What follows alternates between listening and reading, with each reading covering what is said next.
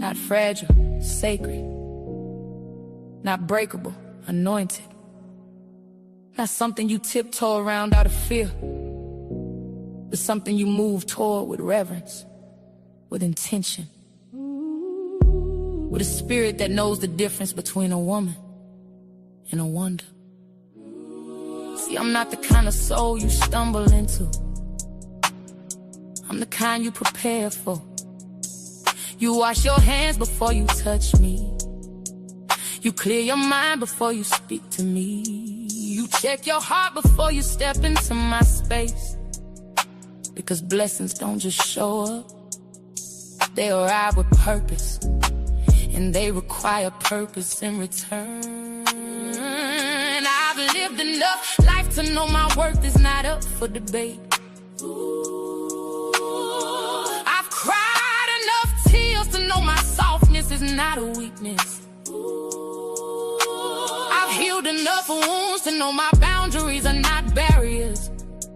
They're protection, they're prayer, they're proof that I learned the first time what mishandling costs. And let me be clear, if you mishandle me, you lose access to me. Not out of spite, not out of ego, but out of alignment. Because God didn't bring me through fire just to let me be held by hands that don't know heat. God didn't rebuild me just to let me be touched by someone who still plays with broken things. I am not returning to anything that didn't honor me the first time. I don't revisit disrespect, I don't recycle pain, I don't repeat lessons I already mastered. I am not replaceable, I am not repeatable, I am not reversible. Once you lose me, you lose me. And I don't care how much you remember me later, I'm not coming back to be remembered again. Handle me like a blessing, 'cause blessings don't beg to be believed in. Blessings don't shrink to fit your comfort. Blessings don't stay where they mishandled. I don't break easy, I just don't bend for foolishness. I don't fall apart, I just fall back. I don't chase, I choose, and I choose peace over potential. I choose truth over tension. I choose myself over anything that asks me to forget who I am. My spirit is expensive, not in price, but in purpose. And if you can't honor that, I'll step back into my quiet, into my softness, into my God-given glow. And let the universe send me someone who knows how to hold something holy. Because I am holy, I am rare, I am the kind of woman you testify about. Not the kind you gamble with. I am the kind of woman you grow with. Not the kind you outgrow. I am the kind of woman you pray for. Not the kind you play with. So handle me like a blessing, with care, with clarity, with consistency, with the kind of love that doesn't tremble, but still knows how to be gentle. Handle me like a blessing, 'cause that's exactly what I am. And I'm done explaining why.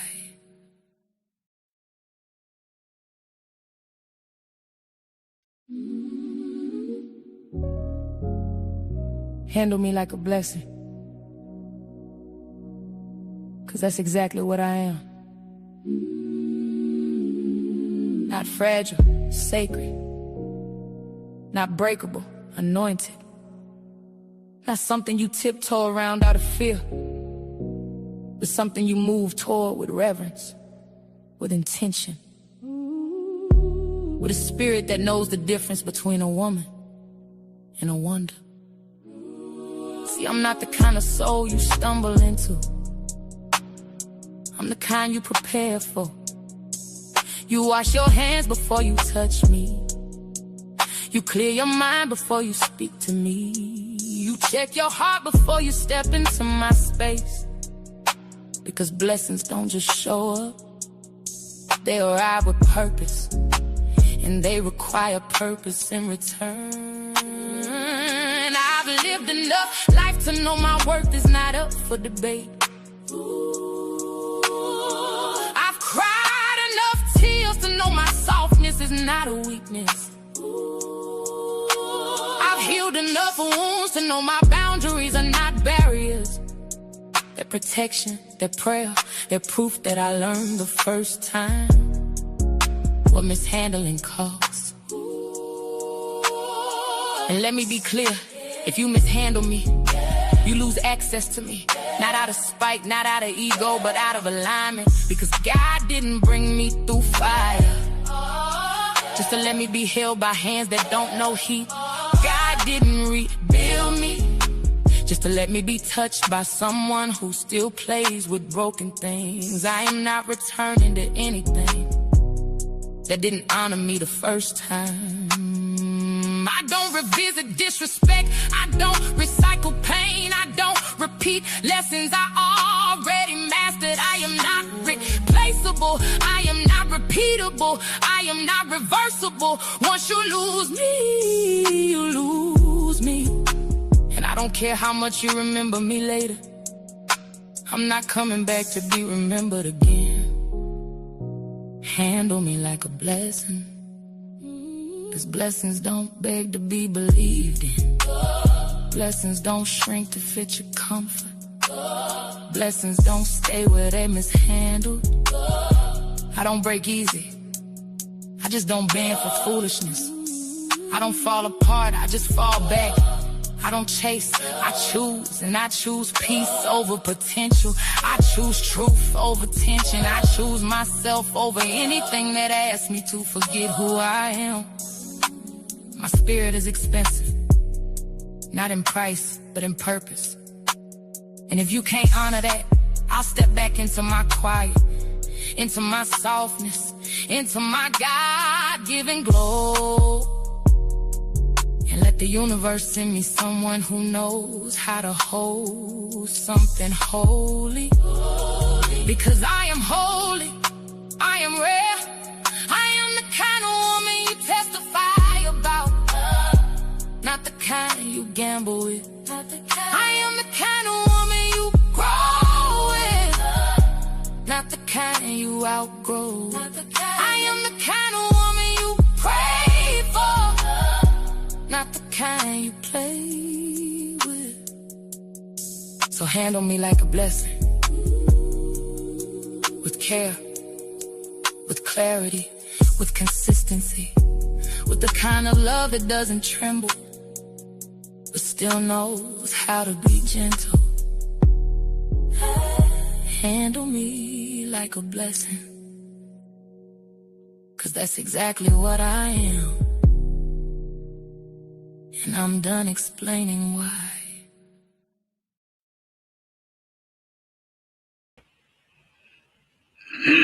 Good morning, good morning, good morning. Hey, Buttercup. Hey, Tina. How y'all doing? And to the bushwhackers, good morning to y'all too.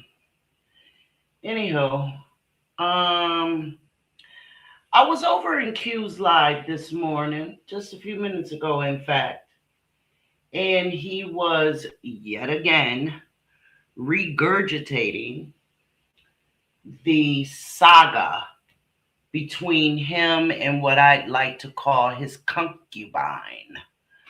What's a concubine? A concubine is somebody that you can just fuck on whenever you want to. Is that how it started? I don't know. But from everything that he has said, that is my opinion. And my opinion is mine to have. And no one can change that. Anytime a man tells you, if you want my time, you got to pay me. That's what you are. Okay? Some people would call Q a player. Some people would call Q a male whore, right? Because what's good for the goose is good for the gander. And if a female put a price on her ass, they would call her a hoe.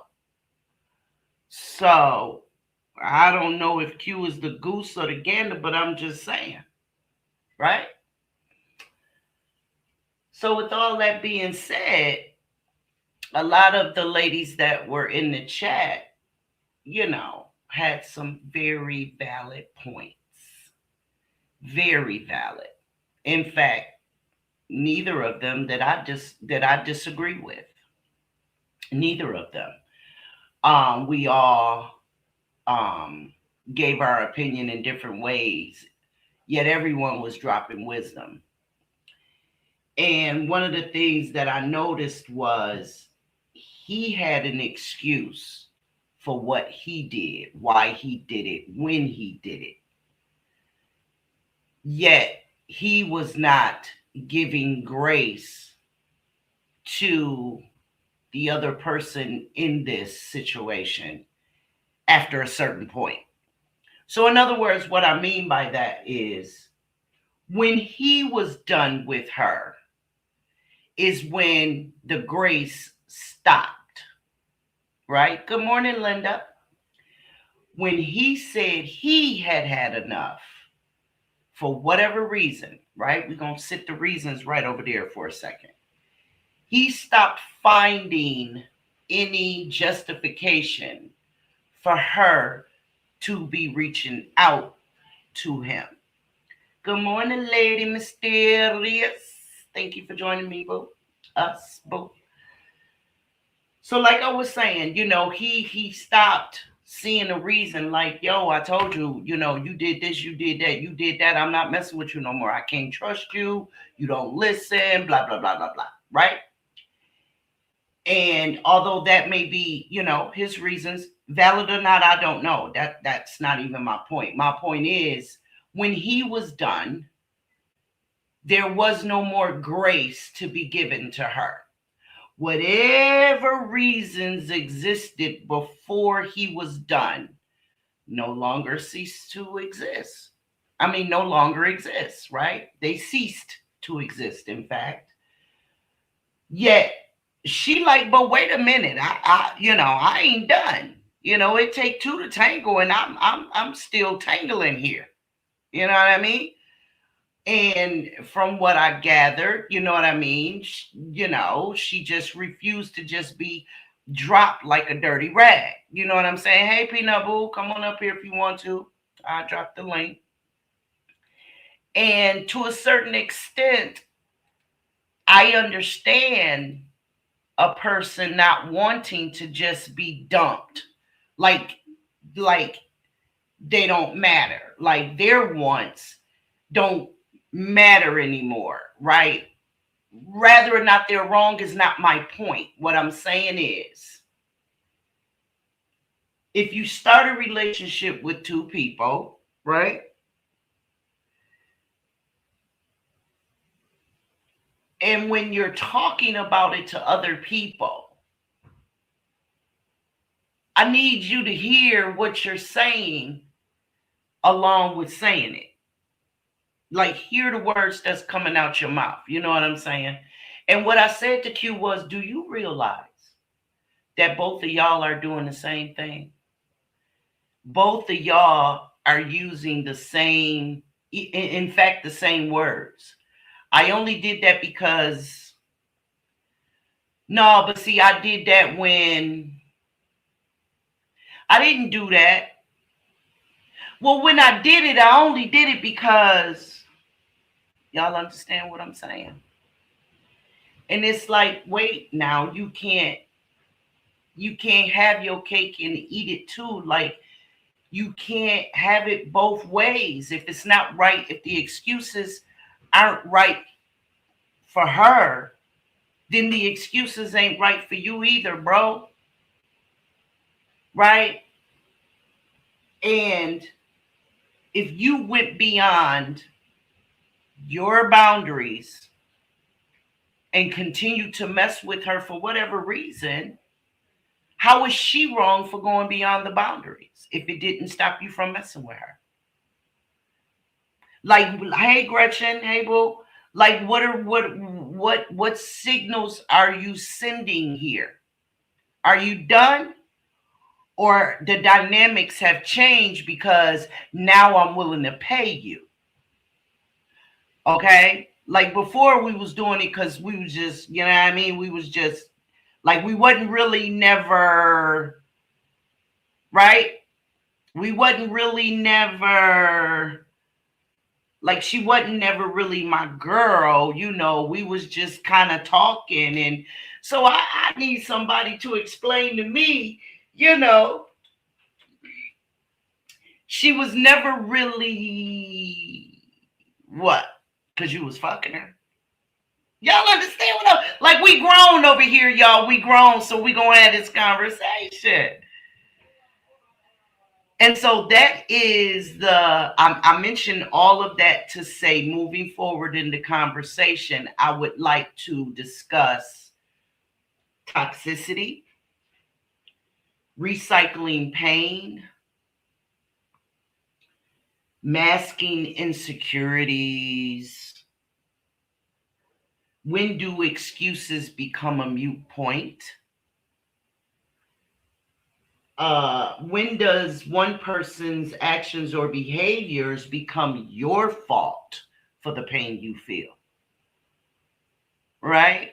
Wait, so they still going at it? Girl, listen. Oh, Christian, thank you for joining us, boo. Hey, Truth. Hey, boo. Stink. Truth Hurt is like low key my BFF, like straight up. Truth Hurt, she just don't know it yet. Like I just told her, right, that she's my BFF and all that kind of stuff. Yeah. And I'd like to talk about like how long before goodbyes really mean, yeah, no, like I'm done. Right? Like it's no more. Yes, Truth, you are. You are my BFF, girl. Stop playing here. Stop playing. I'm owning that, and so you just need to too. Own it, boo. It is what it is, girlfriend. And does excess have limits? Right? I'm running the check on those two people. Be right back. Okay. You know what I mean? Like, does excess have a limit? Right? So let's first talk about friends. Right? Let's first talk about friends. Let's do that first. Hold on, let me get in these comments. Tina said the ding dong was good. Come on now, we all grown. Okay, that's a good point. Yeah. Tina says so. I'm confused. Did they catch feelings, or are they friends with benefits, or are they just sleeping together just to be sleeping together? Girl, listen. You know, because the last time I checked, even a squirrel know how to go where to go back to get their nut, right? Even a squirrel know how to do that. So, you know what I mean? Like, are we just exercising here the ability to have sex and get a nut, or are we friends that have a sexual benefit to it? Are we sex partners and every now and then you throw me out a couple of dollars? You know what I mean? Like what is this here, right? And with all of that, all them ingredients, how are you upset when you come up with a pot of spaghetti? Like you don't have, you can't be saying I don't eat spaghetti, but every time you keep putting all the ingredients for spaghetti on the table. You know? Peanut says he upset me speaking on her lady parts as if he was all up in there. now her lady parts are an issue.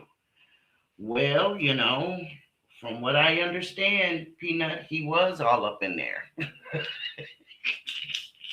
And he said that himself. He said that might be what's got her going crazy. You understand what I'm saying? Like Bon Appetit, okay, from the back. All right. That's what Q said, not me. He said that might be what's got her going crazy. He can hop up here if I'm lying. Okay. Peanut said, this is why I said they both make it hard for anyone to want to mess with them, both in the future. Linda says, what was the relationship built on? That's a good question. That's a good question. Peanut says, I meant to say as if he wasn't. Okay, got you. Hey, Wanda. Thank you for joining us, boo. So we've got different age ladies up in here, even a different race. Okay, for those who don't know, Tina is our white sister. Okay, and so we've got a lot of different perspectives. And quite naturally, if we were all the same race, we all still have different experiences, different ways of being raised. We have by now gathered, what works for us and what doesn't, and, hopefully some accountability on the mistakes that we've made, right? Oh, and so let's talk about toxicity. Chris just said, so is Q still sliding through or he stopped and she can't handle it? I think it's the latter. Yeah, I think it's the latter of the two. He stopped and she can't handle it. That's what he's saying, right? And if you read between the lines of what she says, or at least what I heard her say when he was on the phone with her, when he was on my panel last week, they've stopped. And, I have even heard her on a recording of their conversation. She was begging him to, let it all go, admit that they both made mistakes, and just start over. Like, please. This is what she said. Right? He's, it's on his live. You can hear it. She was like, please, you know what I mean? Can we just, admit we both did some stuff and just let it go and start over. You told me you love me. He said he didn't, all that kind of catty shit. Gretchen says, friends in a relationship trying to be lovers and having sex. That's what it is. Peanut said, I believe he's playing games with her. 1 minute he wants zero to do with her, and the next minute he's open. So it's a back and forth thing. I agree with that, Peanut. And that's why I started saying what I was saying towards the end of his live. Because he verbally said, because remember, y'all, just last month, he didn't want nothing to do with neither one of them. Just last month, he was disrespecting the hell out of his baby mama on his own live and all that kind of stuff in front of everybody, talking about her mental issues and all that kind of stuff, her family, everything. And he ain't want nothing to do with her. Then he was talking about the other chick and, absolutely wanted nothing to do with her. She's crazy. She was trying to damage his kid's property. He had to call the police on her. Blah, blah, blah, blah, blah, blah, blah, bloom. You understand what I'm saying? And then all of a sudden this month, today, I don't know when it occurred in his brain, but today is the first day I'm hearing him say, man, I'm trying to get back with my baby mama and my kids. That's all that matters to me. And so that's why a month ago, I did not want to address that. when I went up on his panel to give him advice about the kids. Even though any cockeyed, acid face, ugly bitch can say what she want to about what the fuck I said on his fucking panel, the recording speaks for itself, right? I literally said, I'm not coming up here to discuss your personal relationships. That ain't my business. And I want everybody to know that Q is young enough to be my son, so I do not want him. He said, come on, Sean B, you ain't got to say all that. I said, yes, I do. Because by tomorrow, motherfuckers is going to be accusing me of wanting you, and I don't want that shit. Right? Hey, Polos. How you doing, boo? And so this is the reason why I didn't want to, because I understand the fickle nature of relationships. I'm well aware of it. Thank you, lady, for sponsoring today's live. She says a person can't do more than what you allow them to do. Because that's a fact. Access is exactly what it is. Access. It doesn't matter how they gained it. It doesn't matter. Because even where ladies of the night are concerned, when you pay them, if I pay a dude to come be with me for the night, I have paid for an experience. Hey, Nay, hey, Nisi Boo. I'm working, but I'm here listening. All right, stay. Now, if it is simply a platonic type of situation where I don't even know this dude, but I'm a nasty motherfucker, so I done went up on Plenty of Fish or whatever the hell those other apps is called, and just, you know, he fit the picture, bloom, here go the money, I see you tonight type of situation. However, when we have established, hey, Sherry, when we have established a relationship, now people need to understand that even if you and I are fighting, that's still a relationship. Albeit a violent one, it's still a relationship. Me and my dog had a relationship. He protected me and I loved him. That's a relationship. So some people need to grow up and learn that kind of shit, right? So when you're sitting up online, sharing parts about your life, your wants, your needs, your desires, your fantasies, whatever, and then y'all start to have private conversation, right? And you're going more in depth about everything that you have just merely swiped the surface about, right? Just surface conversation because you're online on YouTube, none the fucking less.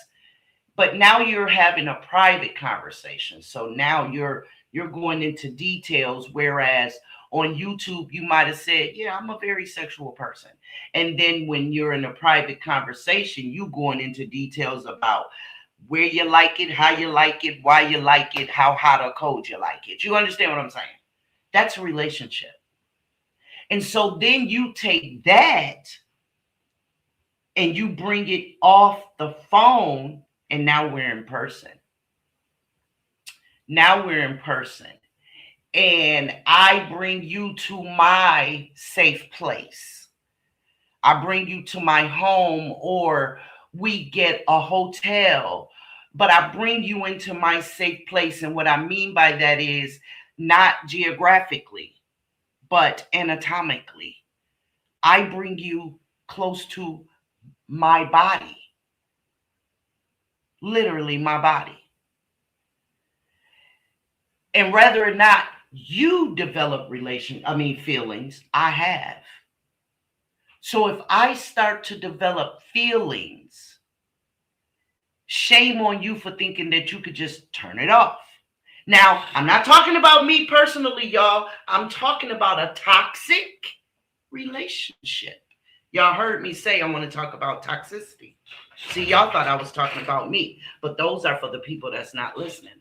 I'm not talking about me. I'm not talking about me. I know how to say, okay, peace. You understand me? But I said I want to talk about toxicity. And so when one of that couple decides that boundaries have been crossed, lies have been told, disrespect has flown around, whatever the situation may be, you have to be careful when you think that you can just bloop, turn it off. You just can't do that with some people. Now let me hit these comments while y'all think about what I've said. Peanut says, exactly. Now he wants his family back. Yeah. And that's why I was saying, what have you learned? Because see, if it's one thing that I've gathered just from listening to Kaylin, which is his children's mother, is that she is not ignorant. She's a very intelligent young lady, right? And she's beautiful. She's a very pretty chocolate chick. I think she's very pretty. But she got her shit together. You understand me? She's got her shit together, no matter her shortcomings, no matter whatever, pitfalls we all take. She dealt with that shit. And she got the fuck up and kept it pushing. And she got them kids. No matter how ignorant the daddy may act at some point in time, in her opinion or not, right? And so if it's one thing that I've gathered from Kaylin is you will not come back to me half-stepping. You done took me and my emotions through some shit. Did I contribute to some of it? Perhaps she did. But her stance is you're not coming back to me half-cocked. You're not doing it.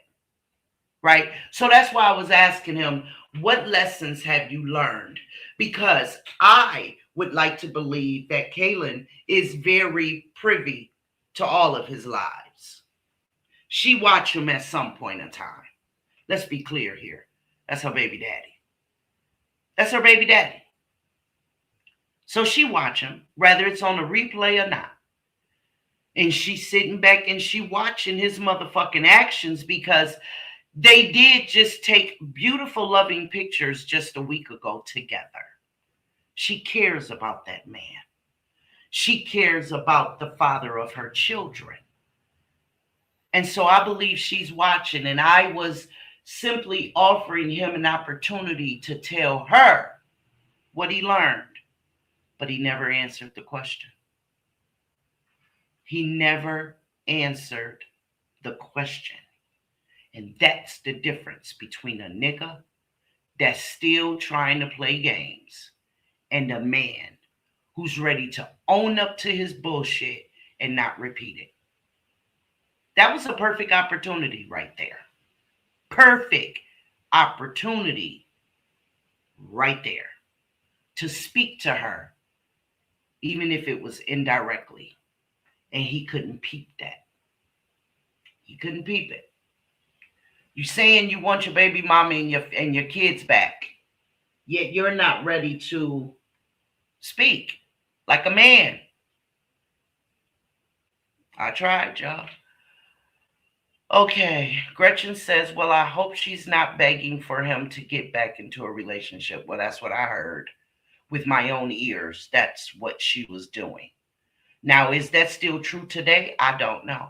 But I know what I heard during that phone call that he was recording. That's a fact. Lady says, at some point, we have to say access denied. Put a stamp on it. Gretchen says, you can't beg for a relationship just to get your feelings hurt deeply again. This gives a person a chance to walk all over you, drag you through the mud. Just move on. I agree. Gretchen also says, can't pay for everything. So be careful what you're paying for. They don't know really nothing about you, they don't know really nothing about each other. A person can tell you anything. A book has a front and a back. I know that's right. Shit. And a motherfucking spine too, right? So if you get a soft copy, what you got? Gretchen, what you got? Okay. Pelosi says, Lady Mysterious, this is a no toxic relationship zone. That's right. That's right. I'm going to try to hold y'all up. Y'all hold me up. We're going to hold each other up. We're going to speak that wisdom into existence. And man, shit, that's what it's going to be. Okay. Gretchen says, but we can't forget about the beginning and the ending of the book. So one person can't control the other one's feelings. Exactly. They're both turning the pages of that book. Am I right? Exactly.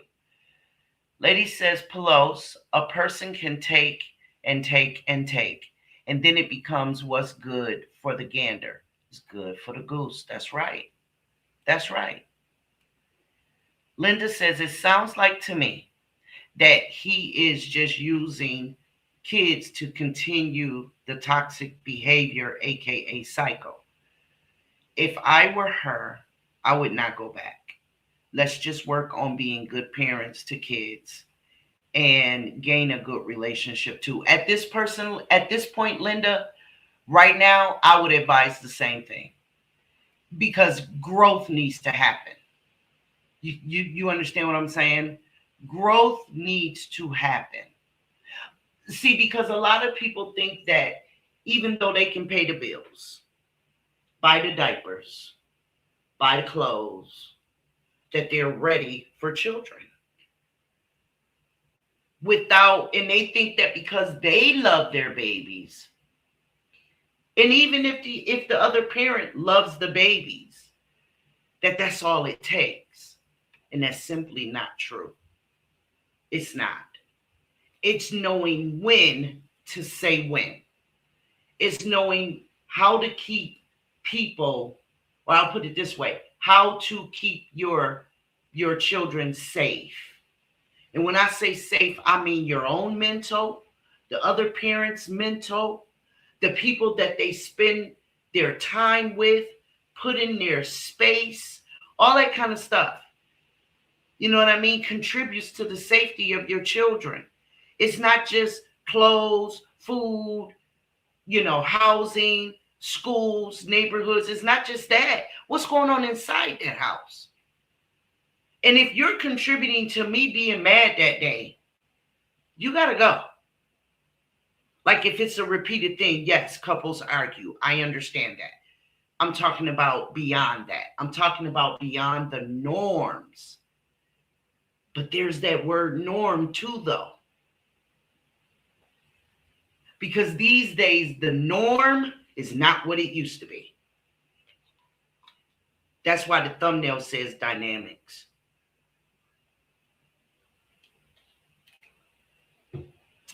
Linda says, show the kids, we can show the kids. Wait. We can show the kids what a healthy relationship looks like. Exactly. Exactly. That's exactly what I just said. Right? And if it's not healthy with both parents, it's got to be healthy with just one.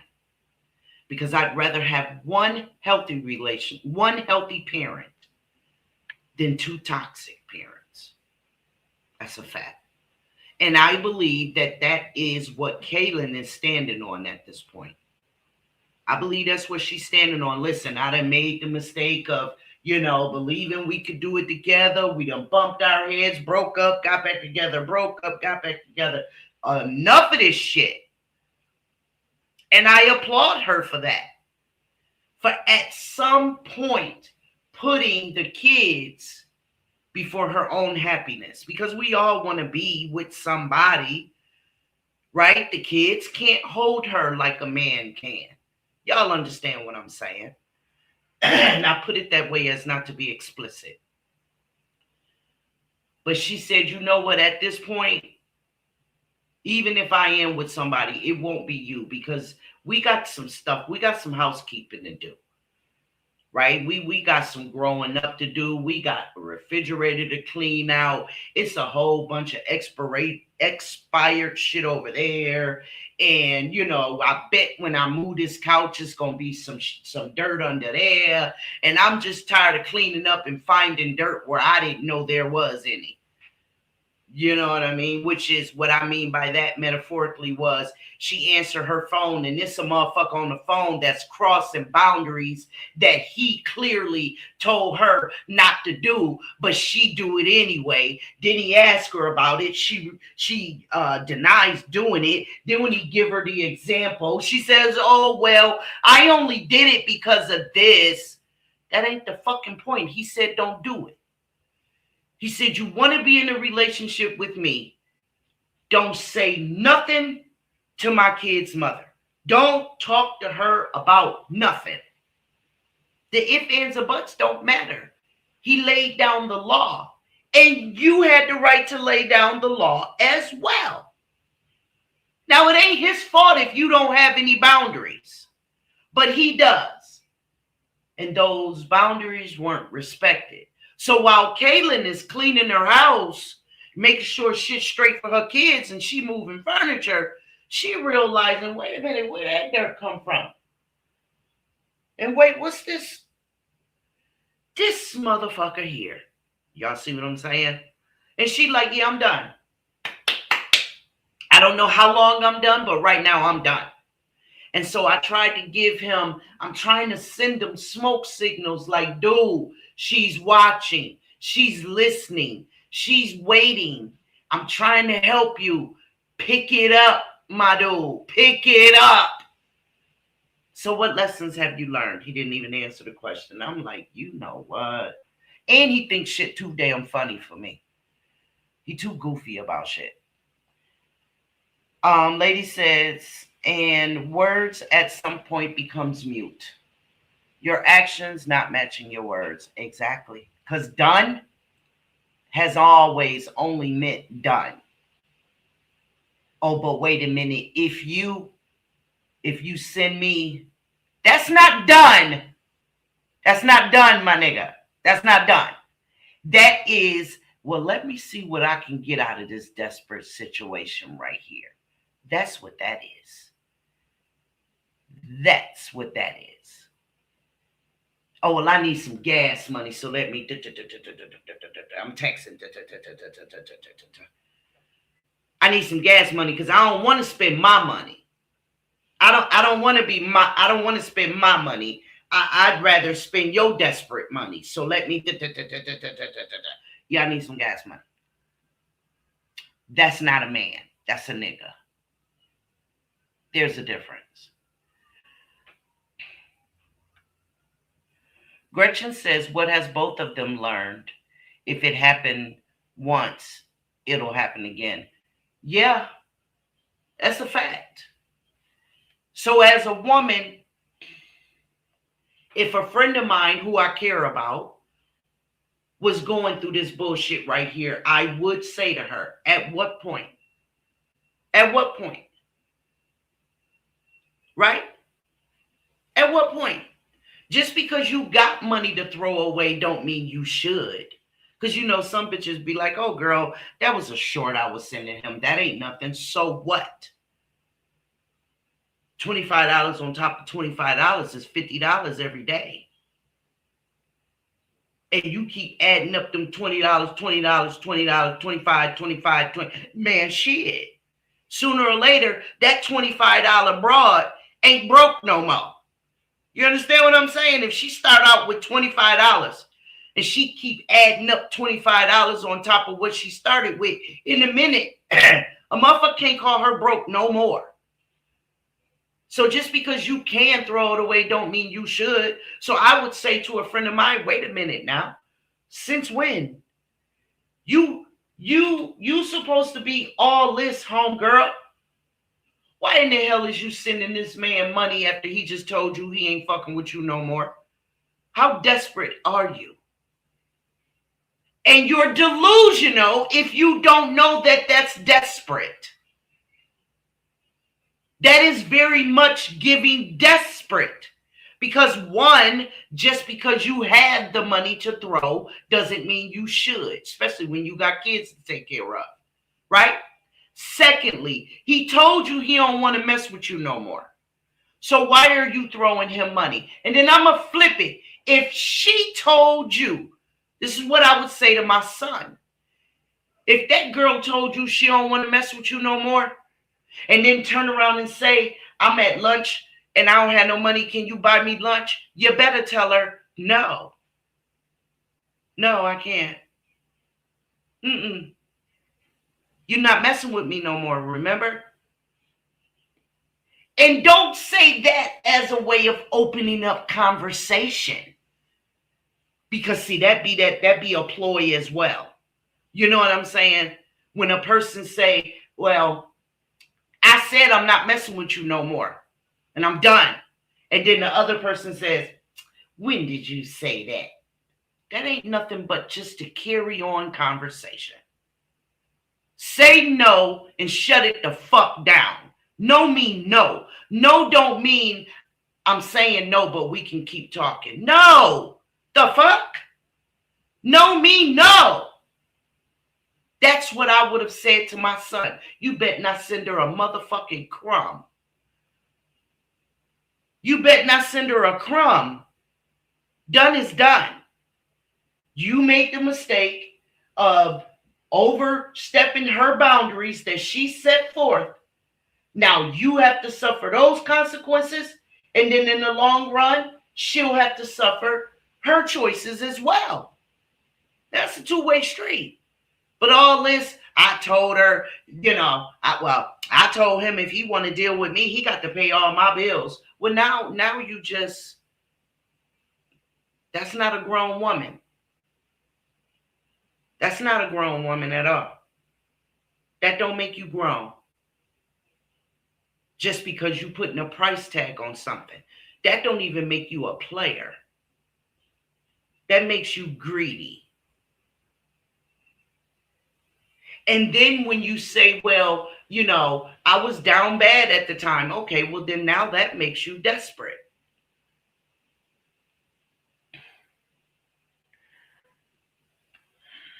Gretchen says, because of the words cheating on me, it's always going to be thrown up. Absolutely. As far as the parents are concerned, absolutely. Linda says, I'm currently going through that with my ex-husband. I try my best to try to talk to him from the kid's perspective, but he is a person that always says that kids doesn't have a say so, but it bothers. Gretchen says, Miss Shawn, I don't think them getting back together, there's going to be trust again. So it might be best to stay apart. I agree. Just spend time with the kids, not arguing about who's been hurt. That's that recycled pain, right? Isn't that what that is, Gretchen? Just recycled pain. Every time we get together, we just going to regurgitate what we've been through. What you did. No, I didn't. Yes, you did. But you did. No, I didn't. Yes, you did. No, I didn't. But you did. No, I didn't. Yes, you did. No, I didn't. Yes, you did. You lying. No, you're lying. No, I'm not. Yes, you are. That's all that is. Recycled pain. And you know why? Because they never get it all out. Say what they have to say. And just let it be. And I believe that that's what Kaylin is doing now. Kaylin is like, I'm done. I don't want to talk about it no more. I'm done. I'm done. We cool, but Do I know the ins and outs of everything? No, I don't. Do I know their personal shit? No, I don't. And I'm not sitting here professing to know their personal shit. What I am speaking on is what has been shown to the public, as well as on my own channel. That's what I'm speaking about. Gretchen says, and not arguing about who has been hurt. Oh no, Linda, right. Okay. Kids doesn't have a say so, but it bothers me because every time my kids come back home from being with their dad, they feel like they are always the ones getting in trouble. And when he come from work and they try to explain themselves, he doesn't listen because I understand that kids need both parents. So I asked him, we could do a group call to give the kids a chance to express themselves because he doesn't know that he told me. Wait a minute. That he tried to talk. I can't, Linda. I don't know what you're trying to say here. Express themselves because he doesn't know that he told me that he tried to talk to his dad, but he always in his room with the door closed. And my son knocked on the door, and his dad said, "Get the fuck away from the door." My heart instantly broke into pieces. My kids was happy when I was trying to set up group meets with their father, but he texted me yesterday and told me that he doesn't feel like a group meet is needed and that we can call him other own when they want to talk, but he never. Well, then you know what, lady? I mean, Linda, this sounds like a whole lot of toxicity to me. It does. And it sounds to me like he is. It sounds to me like he's reflecting onto the kids what y'all are going through, and that's not fair. That's just not fair. He has no business doing that at all. At all.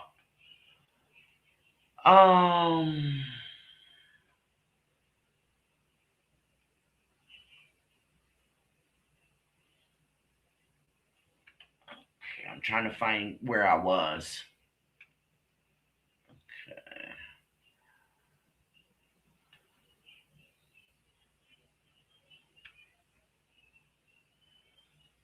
Okay, wait, it's just jumping and I'm trying to find out what is. Okay, Mississippi. Okay, Gretchen says because the words. Okay, that'll keep coming up. I read that. I'm currently. Gretchen says, Miss Shambi, I don't think them. Okay, I read that. Polo says you hitting the hammer on the head now. I'm only speaking from experience or from what I've witnessed. You know what I mean? Friends, family, co-workers, YouTube. You know what I'm saying? Do I know it all? No, I don't. But I know I'm not stupid. And I know what has brought me this far. I know what has brought a whole lot of women this far. I know women that I've talked to, right? And we've all made different decisions. That's the ironic part about it, but it is the beautiful part about it. Me and some of the women that I've talked to have in some kind of way gone through the same damn thing. And we all chose a different decision. Isn't that beautiful? Different. And even if it's the same decision, it was for different reasons. You know what I mean?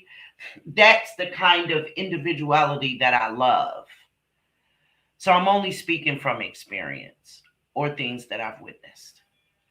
Tina says, in my opinion, I think both of them should leave each other alone before somebody gets hurt. Absolutely. Seriously.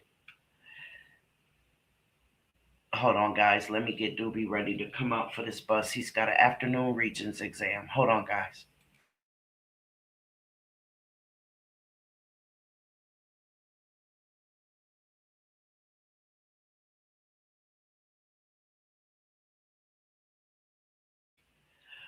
Okay. Peanut says, at what point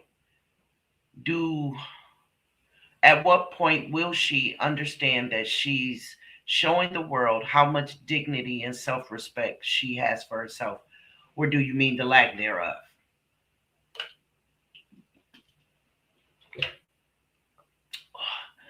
Because I don't see much dignity, Peanut.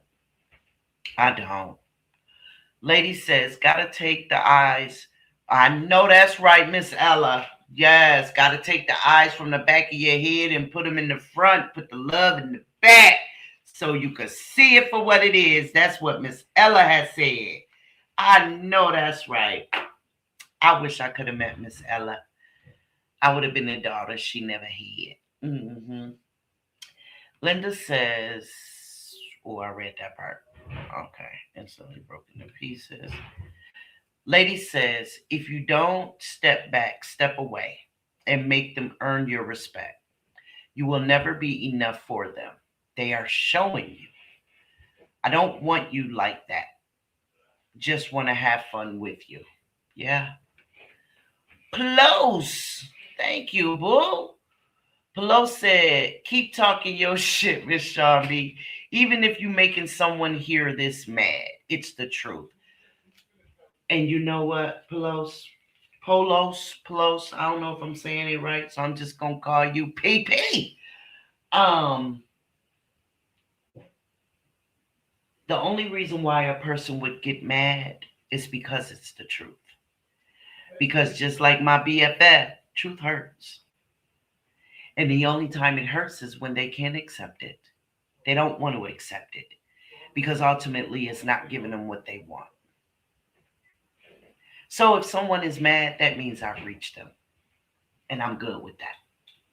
I'm good with that. But thank you, boo. Thank you. Gretchen says, and she has to understand that she got him on the rebound. He was going through a few things with his children's mother, so that social media meeting wasn't true love. He was just doing something. He's young, and he absolutely. That rebound shit is some bullshit, man. It really is. Like you got to be careful. Listen, the saying is true when they say, when a person tells you who they are, believe them. Don't read no more into it. Don't take nothing from it. It is what it is. It is what it is. And how the hell you loving somebody after a few months? Going through all the shit you're going through. How do you fall in love with somebody like that? Like, honey, I don't care, male or female. If you are constantly going through some bullshit in the midst of being with someone, how in the hell are you falling in love with them? You need help. You need help because you are literally using that person to fill a void in your life. And that is not what love is all about. That is not what relationships are for. You fill that void with you, not somebody else. You find it within yourself to fill that void. You find out how good you are and your worth. And sooner or later, you will learn that that void don't even exist no more. That's called healing. That's called a healed person. That scar isn't even there anymore. It's gone. So if you, in your mind, can fall in love with somebody while you fighting with this person, bickering with that person, backstabbing that person, gossiping about that person, sharing all your motherfucking business with somebody, and pictures and lies and alibis and all kind of shit, how are you falling in love during all of that? It's chaos. And if you can fall in love in the midst of chaos, I don't want to be that person you talking about you love, because you're dangerous. You are indeed dangerous. Linda says, I'm so tired, Sean, trying to meet this man halfway. I haven't told the kids yet, but I'm done. You don't have to tell the kids, Linda. Not right away. Because truthfully speaking, Linda, it's not even the kids' business yet. What you're going through right now is between you and their father. Not you and them and their father. What you're going through right now is between you and their father. And if he is still in the home, tell the children for what? What you should start to, and I'm not saying you're not doing this, but what I would advise is that you come to a healthy place in your heart and in your mind that you're done and be peaceful. If he is still in the home, be peaceful. Right? The children will pick up on the difference in the energy. And you know when it's time to tell them when they ask you. When they ask you, and they will. You understand what I'm saying? See, we have to pay attention to our children. Our children will let us know. Right? They will let us know. Hold on, guys.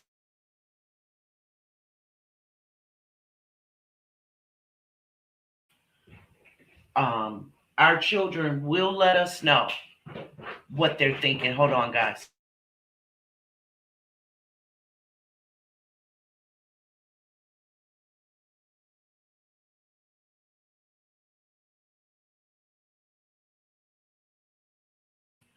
Okay. Had to make sure he got out the door to that bus. I don't feel like driving. So anyway, Linda, your children will let you know. You'll see the side eyes. Your children may even start to act out. One may become sad at times for no reason, quiet at times for no reason, that sort of thing. But they'll let you know when they're feeling something. And then that's when you, per your discretion for each individual child, you let them know what's going on. But immediately, right now, it may not be a good time, right? Gretchen says at some point, he's still playing teenage games, and everyone is old enough to know better. But why do better when you don't have to? You know why, Gretchen? You know why you should do better? Because you don't want your children to suffer the sins of your actions. That's why. It's called karma. Mm-hmm. You know another reason why? Because how you gonna ask for forgiveness of another person while you're still playing reindeer games with that other person? You understand what I'm saying, Gretchen? How are you gonna ask for forgiveness and can we get back together and be a family when you still playing reindeer games with the chick that's causing havoc between us? You understand what I'm saying? And I'm not putting all the blame on her. I'm just saying that for shits and giggles to get my point out, right? So that's another reason why he should stop, or she should stop, whether it's a he or a she. At some point, you do better when you want better. You can't ask somebody else to forgive you and let's go of the past, but you still living in the past. Peanut says they both aren't acting their ages. Neither of them are. Well, I don't know about Kaylin. I think Kaylin is. But them two, yeah. Not their age. Not the number anyway, no. Gretchen says, well, Shambi, that's why he got with a person in another state. So the person wouldn't run into his BM. So why did she bring the mess to her front door where her kids live? Okay, when you say she, it's two she's, so I don't know who you're talking about, and I don't want to assume. So can y'all say, BM, side chick, don't use names, but I'm just saying. You could say BM, you could say SC for side chick, something like that, right? Because I'm reading all y'all's comments and I'm trying to remember where each one of y'all are at in the conversation. So y'all got to help me out a little bit. Okay. Polo said you can call me Polo. Okay, I'll call you Polo. Thank you, Polo. Gretchen says to me, hey, Peanut, there's a few ants missing at that picnic. I know that's right. Hey, Nicole, at work, but listening. You always at work, girl. Sherry says that won't love. I don't understand what that means. That won't love. Okay. Peanut says, oh, you're talking to Gretchen. Okay. Gretchen says, so glad that a man paid her some attention until she couldn't keep it to herself. Everything isn't meant for everyone's ears. And you know what, Gretchen? That is so goddamn truth. I didn't tell because they're grown. But I definitely suggested, because Q has a bad habit. I think it's a bad habit anyway, of counting his money on camera. But then when you call him out on it, he says, oh, that ain't nothing. That was just a short. Then what is all that for then? Right? Because grown men don't do that. Grown men, niggas do that. Niggas. Grown men don't do that. And see, those children, they need a grown man. They don't need a nigga. So, yeah, I mean, take the rest as you like. But like I told him, stop publicizing your pockets. You know what I mean? How much you getting in a bonus and how much and the what and the flash and this and the count and that and the that's childish. And living in a city like Chicago with all them broke jokers around, why would you do such a thing? Like I wouldn't flash my money in the suburbs, so I'm definitely not flashing it in Chicago. Like that's just asking for trouble in my eyes. That's just asking for trouble. We had a dude here in the hood on live on Facebook. It was live. It was at the liquor store, flashing money. That nigga died that night. He was that day. He was still on the block near the liquor store. He got laid down right then and there. And they raped his pockets. Just saying. Gretchen says, oh, okay, y'all talking to each other. So then, when do excuses become a moot point? Huh? When do excuses become a moot point?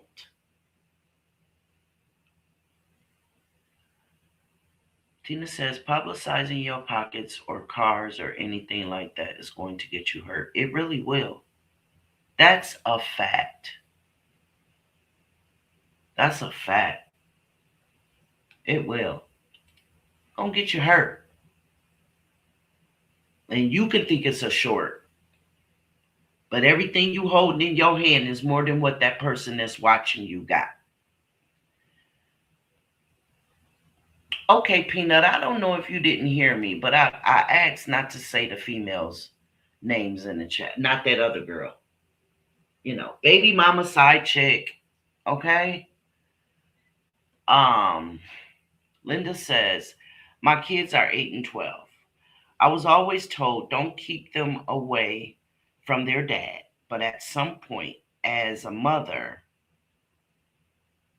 and woman, you're not going to keep allowing your kids to go when they always feel not wanted. Absolutely. You are your children's first protector. They grew inside of your body. You kept them safe, warm, and healthy until God saw fit for them to come on up out of there and meet the world and meet their father. You know what I'm saying? So yes, that's why we have parents, because they can't make the decisions. The parents have to. The parents knows the ills of the world, right? How many fathers have done wrong to their children, mad at the mama? And I'm not accusing your children's father of anything. I'm speaking facts. And how many of those women never would have thought that the father would do such a thing? You understand what I'm saying, Linda? And so to protect your children from that bullshit, To protect yourself from having to feel such pain, you make the necessary decisions to keep your baby safe. And until their father is exhibiting a healthy frame of mind, you keep your kids safe. And if he's not willing to settle for maybe a safe place for y'all to meet, like at the park, skating rink, restaurant, at the mall, at the store, you understand what I'm saying? Time spent with a kid is so much simpler than we would like to believe. It really is. It really, really is. You have a phone, he has a phone. Y'all can meet at the park. That he could take pictures with his kids to memorialize that, father kid date. You understand what I'm saying? They don't have to be per se alone with him. If you're not feeling safe, then that is what it is.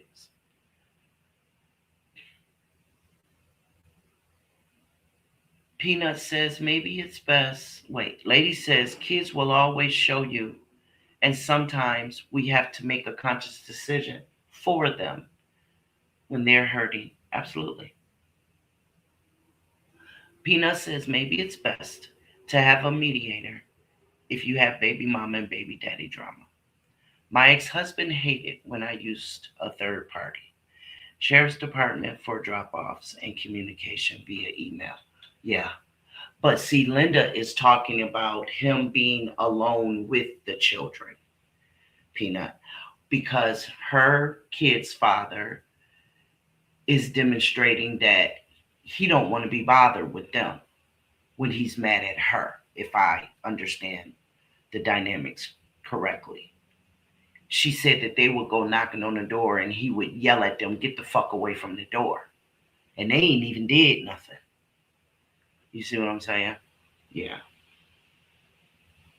So nobody has an opinion about when excuses become a moot point.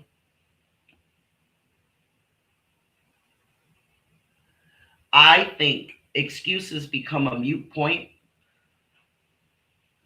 when you keep going back. When you keep going back, well, girl, the is so good. Yeah, that's no excuse.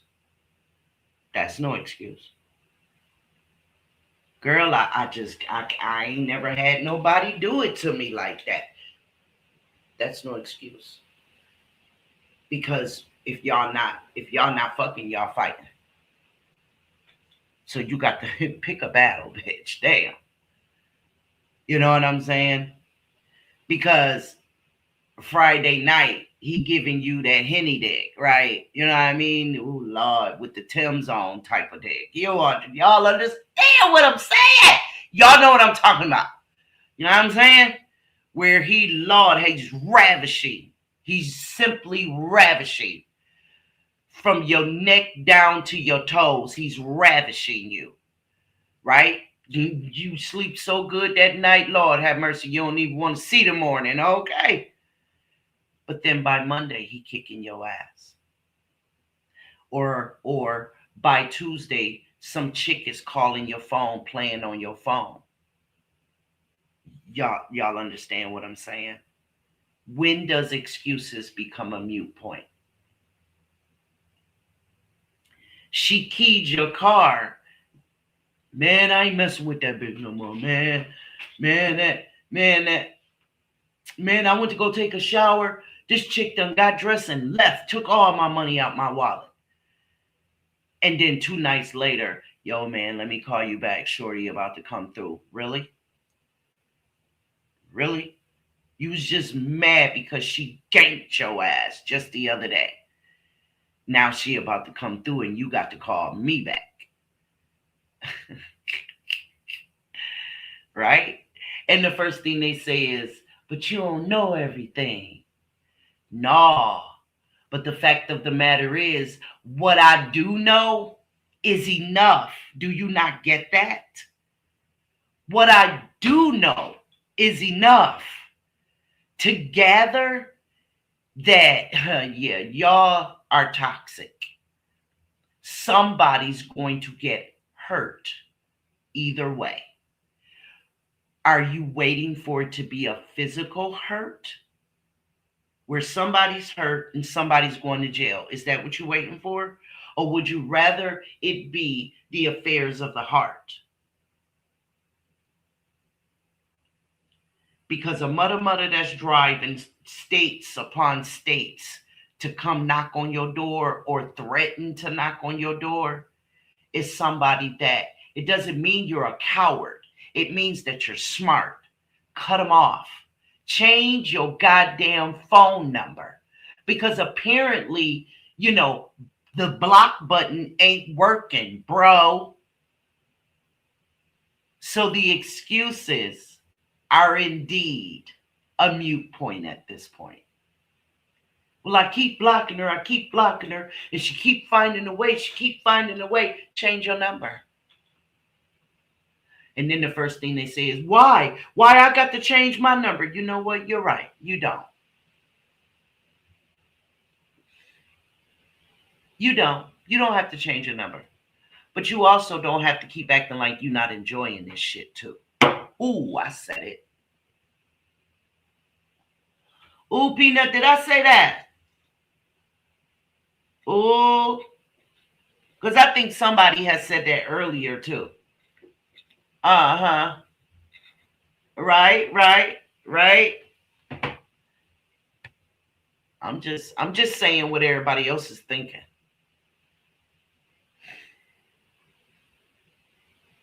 I know that's right, Tina. Tina said, I'd rather bounce than fuck off. I know that's right.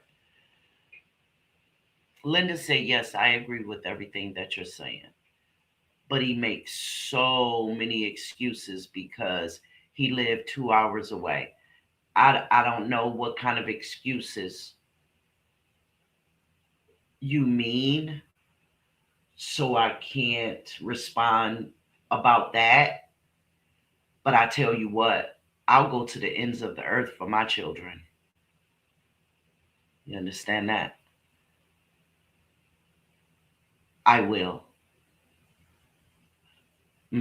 My daughter called me. She had made a decision to make this move with the dude she was with at the time.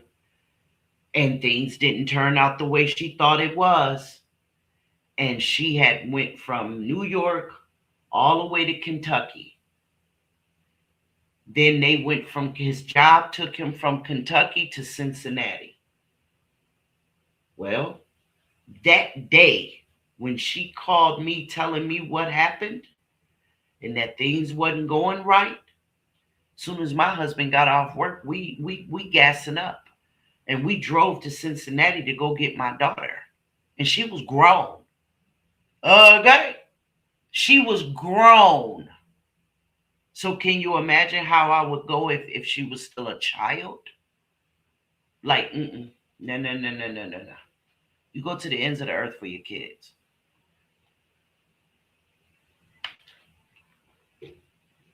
Tina said, I'm not Keith Sweat. I don't live on no merry-go-round. I know that's right. Lady says, can't change the number when you gonna keep giving it back. That's true too.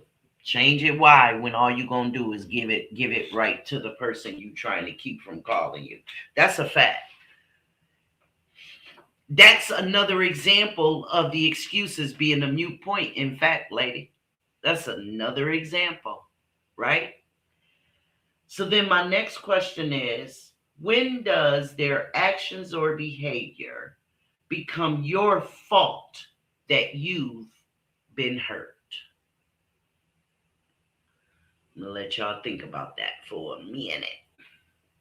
When does their actions or behavior become your fault that you've been hurt?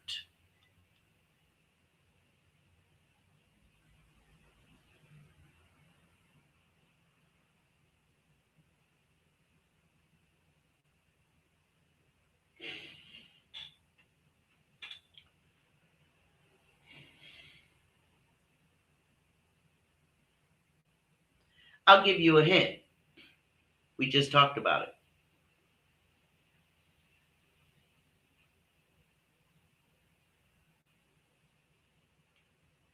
It becomes your fault because you're not recognizing that the excuses are a mute point at this point. Yes, lady. Lady says when you see their actions not changing, only for a day, and you stay. Exactly. Continuously. Yes. Yes. That's when it becomes your fault. You're not going to keep blaming me for you getting an upset stomach because you're eating my food, yet you're complaining that I don't know how to cook, but you keep eating it. Right? I eat my food every day. If you say I can't cook, why you eat my food? Stop complaining to your friends that I'm fucking up your stomach with the food that I cook. We don't live together, so you really can go somewhere else and eat, right?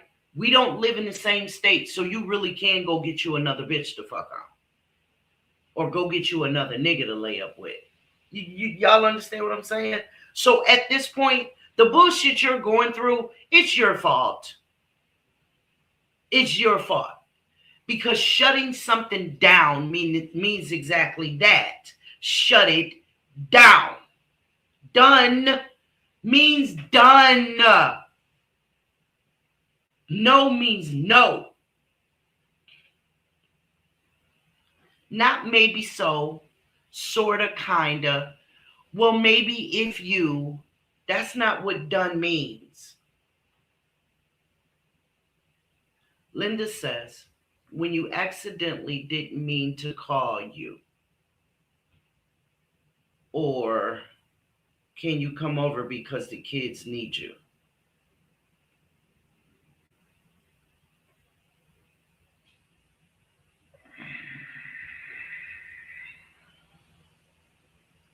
When you accidentally didn't mean to call, are you saying that those are his excuses, Linda? Or are you referring to the question that I asked?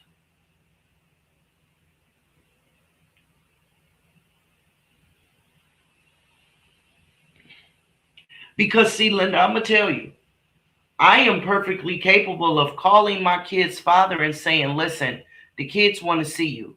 And when he get there, I leave. You see that right there?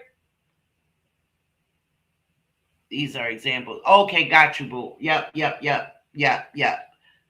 I you know what I mean? Like, I see nothing wrong with calling the other parent, especially if you're co-parenting, right? And so if there's something that the kids are going through and you want the other parent's input on this, call them. Yo, Doobie is getting on my damn nerves. And if that principal called me one more time, well, what's going on? You come talk to him. I'm done talking. And Dad pull up. I'm walking out the door when I open up the door for him. Because, see, that's how you demonstrate. I'm not trying to fuck with you. I'm not trying to give you any mixed signals. I called you over here for the kids. Now I'm going to make room for you and the kids. That's how you do that. You don't call them over there, and then as soon as he get there, all you want to argue about and all you want to talk about is the shit y'all been arguing about. But you just wanted to get him away from the current girlfriend, or away from his friends, or away from his mama. Whatever, you know what I mean? That screen, that smoke screen may be, right? So when you call him over, when she calls you over and you go over there and they try to turn it into something else, no. You have the wherewithal to say, what you call me over here for? Hey, Robin, thank you for joining us, boo. What did you call me over here for? Because I did not come over here to argue with you. You said the kids that Doobie was getting on your nerves. Okay, well, I'm here to talk to Doobie. Do I need to grab Doobie and take him with me so we can talk? Or are you going to leave us alone so we can talk? That's how you handle that. That's how you keep them in the fucking pocket. You don't engage. Don't engage. You don't give them the fucking energy. Because a psycho motherfucker, that's all the fuck they need is that energy. They at some point don't care if it's good energy or bad energy. You're giving them some energy, and that's all the fuck they care about. Got your attention. I may be crazy, but I'm getting what I want.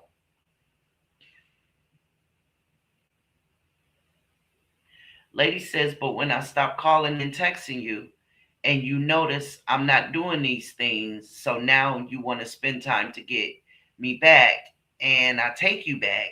Now we back to the same bullshit. That's all on me. Exactly. Exactly. Exactly. Especially if you take them back right in the midst of the bullshit. Lady said, bump my head the first time, shame on you. Second time, shame on me. Absolutely.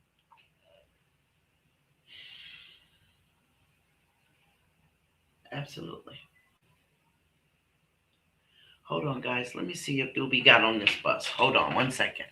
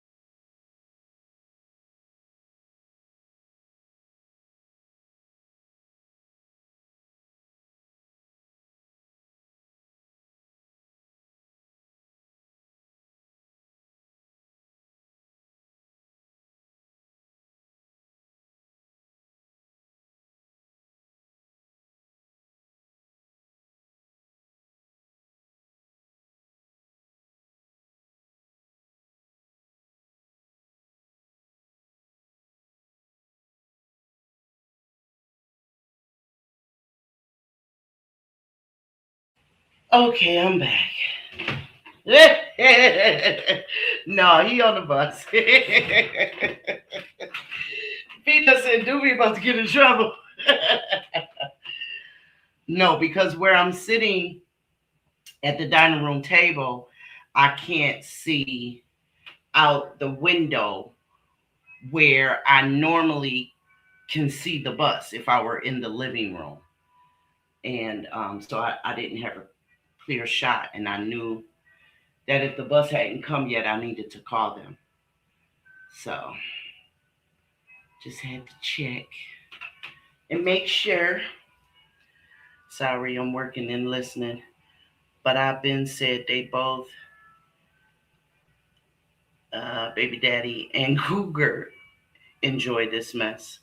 They just don't like when it's done to them, but they love doing it to each other. I think they both enjoy it. I think they're both attention seeking. I believe that they're both reflecting onto each other what's happening to them. Because one person is not paying one of them enough attention, they accept it from the other person, and vice versa. You understand what I'm saying? Absolutely. That is what I believe. Absolutely. They are accepting it from each other because the person that, one ain't getting attention from no fucking where. That's why they're so goddamn stuck on being stupid, right? But yeah. And y'all know what? All I had to do was turn on my Life 360. Doobie is definitely on his way to school. I'm gonna kick his butt though, cause his phone don't have a full charge, and I went through that yesterday. Oh, knucklehead. Um. So yeah, like I was saying, one of them is being a derelict because they're not getting attention at all. So they are willing to accept whatever kind of attention they get. The other one is being a knucklehead because they're not getting the attention that they want from a specific person. So they are willing to play this numbskull game with, yeah, the other knucklehead. I agree with you, Peanut. Absolutely. Abso-freaking-lutely. Yes, ma'am. Hold on, y'all. I got to put some lemon in my water because this water just ain't watering for me. It's just not doing it, y'all. Hold on, babies.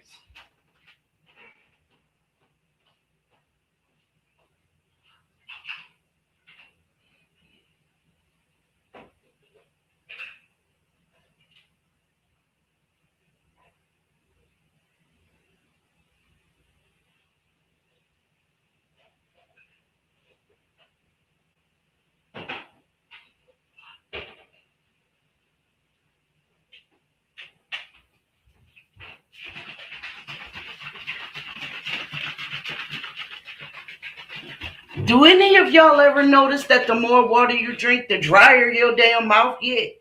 Or is that just me? Like I'm on my second bottle of water and my mouth is not getting, you know what I mean? So do that mean I'm dehydrated or something? Like shucks. But I have heard people say that water don't do something. Like you need electrolytes or something. I don't know, but hopefully this will do it.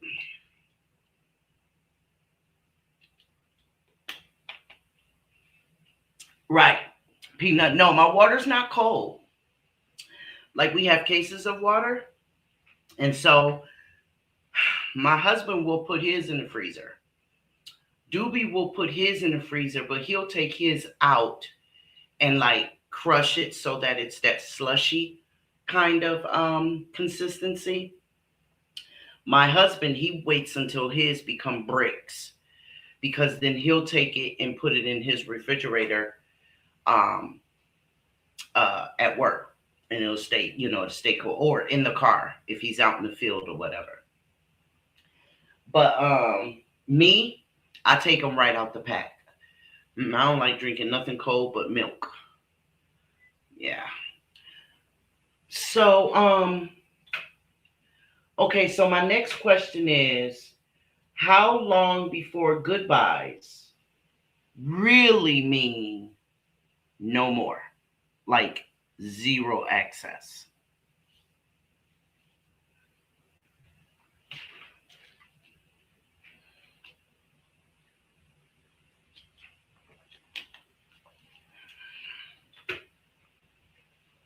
For me, my goodbye mean goodbye. However, initially, it may that goodbye may be based on some hurt, some pain, disappointment, right? But sooner or later, all that pain and disappointment goes away, and you're no longer angry. And like when you first break up, you be like, if you see them, you try to go the other way. That's only your subconscious not being able to deal with seeing them and not being with them. That's all that is. Or you're avoiding violence or something like that, of course, right? But when your goodbye is literally no more access, is when you can speak to that person and not feel nothing. I wouldn't give a damn if you got kids by this person or not. That's when your goodbye is no more. When you're like you're not mad anymore, you're not sad anymore. It's like, hey, how you? You good? All right then. See you later. All right. Yep. Good to see you too. All right. Bye bye. And it's poof gone. You just keep it stepping. That's when goodbyes really means no more. Peanut says when folks stop watching their lives and commenting on their posts.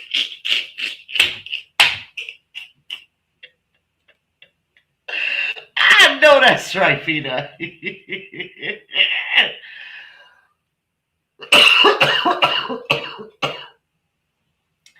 Ain't that the truth? Right? Ain't that the truth? When you tell the other parents, stop calling my phone.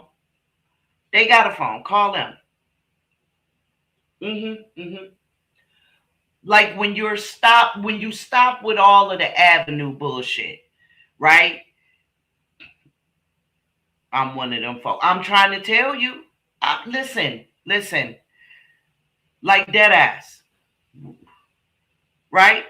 When my older kids get on my damn nerves, but they wanna communicate or know what's going on with Doobie, I tell them in a minute, you got his phone number? Ask him. Stop calling me. Or stop texting me. Ask your brother what's going on with him. You know what I mean? That kind of thing. Like, I'm mad at you right now. Don't talk to me about nothing. I wouldn't give a damn what it is. Even if it's something violent going on in your life that you need to call me, call the police. Because, see, when Sean be mad at you, Sean be mad at you. And you really ain't got shit you could do about it until I'm done. Right?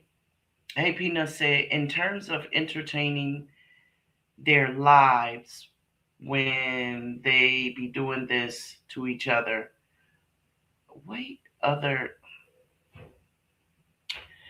Peanut, I am going to read this the exact way you wrote it. In terms of entertaining their lives when they be doing this to each other over there.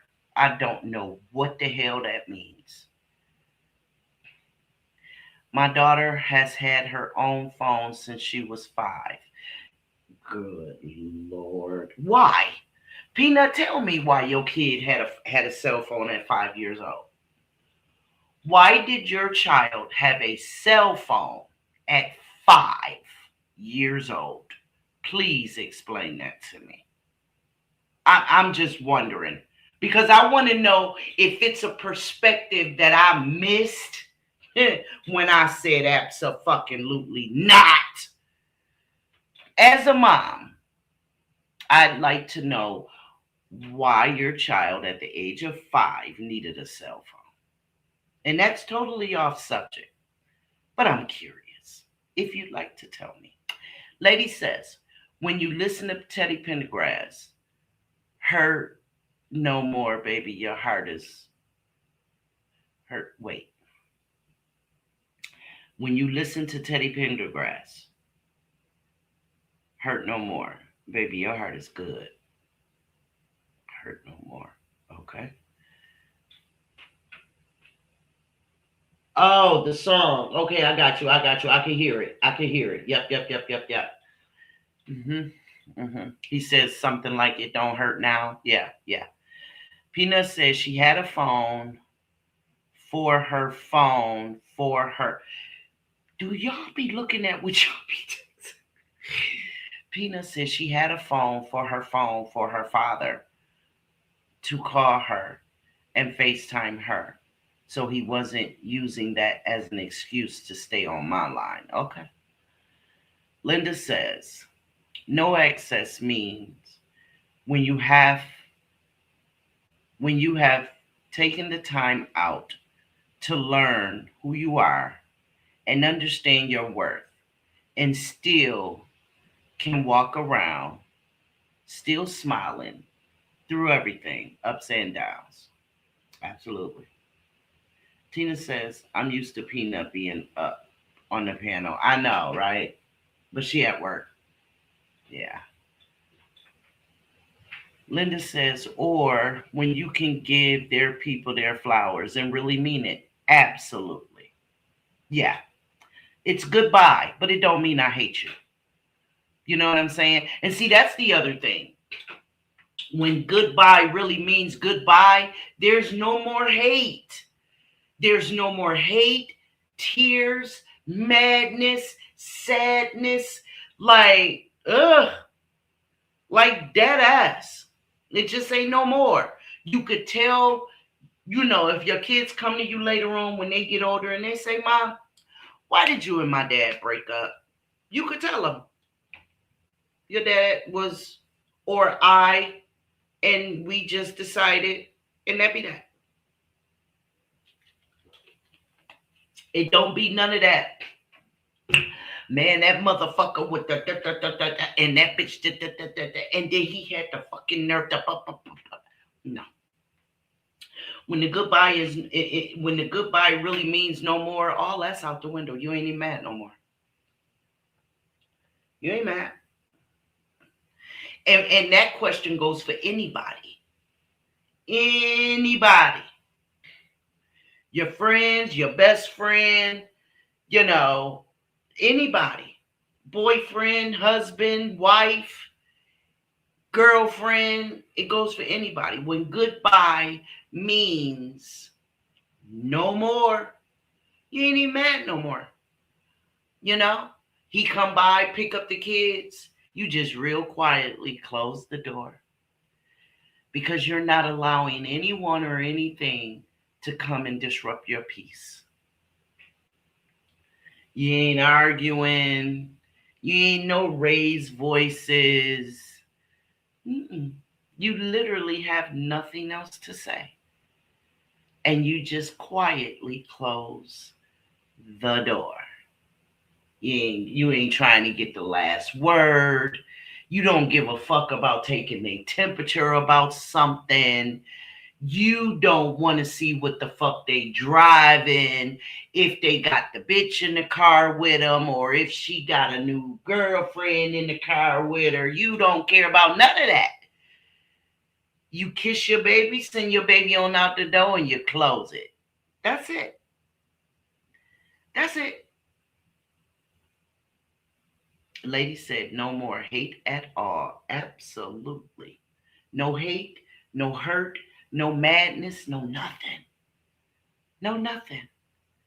And even if you run into them on the YouTube streets, you know what I'm saying? And you see each other in the chat or whatever, and you know what I mean? Don't say nothing nasty to them. Because that just means you still feeling some type of way. And you can only be mad because you still care. And see, a lot of people don't know that the word care, it has different meanings to it, right? Care doesn't mean love. That's not all it could mean. Care can also mean that you still have a feeling. What that feeling is, I don't know, because I don't know what your situation is. But the fact that you still care means that you still feel any type of way, whether you're mad or happy, right? See, a lot of people think that, oh yeah, you still care. That doesn't mean I still love you, motherfucker. That could mean that I'm still mad at your ass, right? But when it's neither one, you don't. That means you don't care anymore. And y'all know something that has always bugged my ass. When I hear, and y'all may not agree with me, right? But when I hear people say, I'll always love him, he my kid's daddy. The fuck that got to do with the price of tea in China? What does that have to do with anything? Now, loving them and caring about if something happened to them are two different things. You know what I'm saying? They're two different things. I do not love my kid's father. My husband, yeah. My other kids, no. I don't love them at all. Not the tiniest bit. Not anymore. No, I don't. Do I want to see something happen to them? Well, there is this one. No, I'm just joking. No, I wouldn't want to see anything happen to them. Doesn't mean I love them. I really wish, you know what I mean, that people would stop that. Like, say what you mean and mean what you say, because at some point, when people say that to me, I think you still care about that motherfucker. Like, care about them as in you do, like, love them, like in love with them. Because I don't love my kid's father. No, I don't. I don't. I thank God for my children. Not that nigga. Nope. Sure don't. And y'all can disagree. I get it. Don't love him at all. Don't want nothing to happen to him. Don't love him at all. And if my husband was to fuck up and me and him wasn't together no more, I'm going to divorce that feeling too. You know what I'm saying? My kids don't attach me to nobody but me.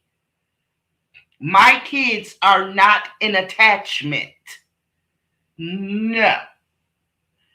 Nope. Mm-mm. Does that mean that, okay, like the situation, anybody watch The Chi? Because I watched The Chi. It's on Paramount Plus. I think it used to be on Netflix, one of them. But anyway, now it's on Paramount Plus. And there's these two chicks. There's this dude. God, he was a whore. He really was. I think his name is Emmett. He was a whore. And he had all these baby daddies. I mean, baby mamas. Ooh, I'm sorry, Emmett. I'm sorry. But he had a whole lot of baby mamas, like 4 or 5 of them shits. And the girl that he's with now, yeah, Emmett, I thought so late. The girl that he's with now,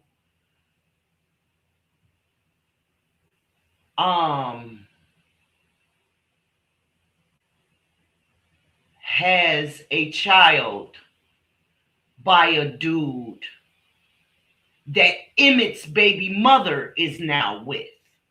I got that right, lady? Okay. And they've gone through their bullshit throughout, the seasons. But both baby mothers at this point are cool.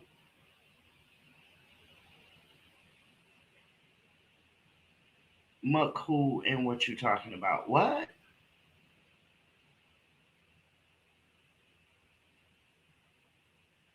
Lady, are you okay?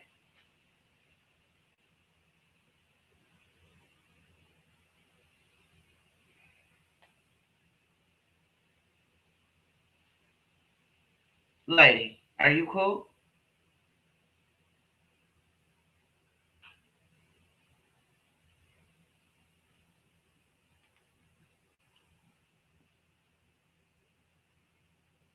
The comment in the chat.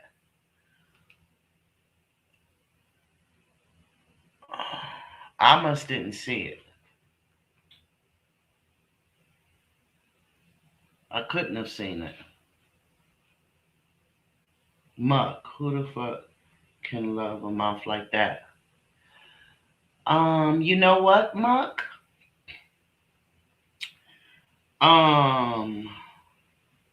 Muck, you know what? Thank you, lady, because I definitely didn't see that.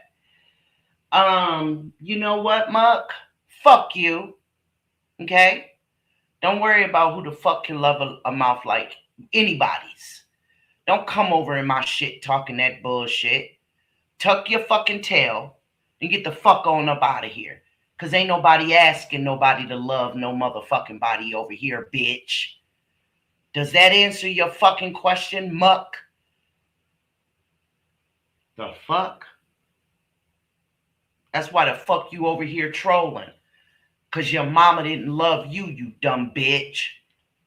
Fuck out of here. Go jerk your dick some fucking where else, ho. We don't do that disrespect over here, motherfucker. Fuck you. Fuck your mama. Fuck your daddy. And whoever the fuck gave birth to them bastards so that your bastard ass would be here, bitch. Is that enough of a motherfucking mouth for you, motherfucker? Better go find you a dick to suck on, motherfucker. It ain't here. Now, I done told you motherfuckers coming in my shit being disrespectful. I'ma cuss you slap the fuck out and send you to go smack your mother for not teaching you better.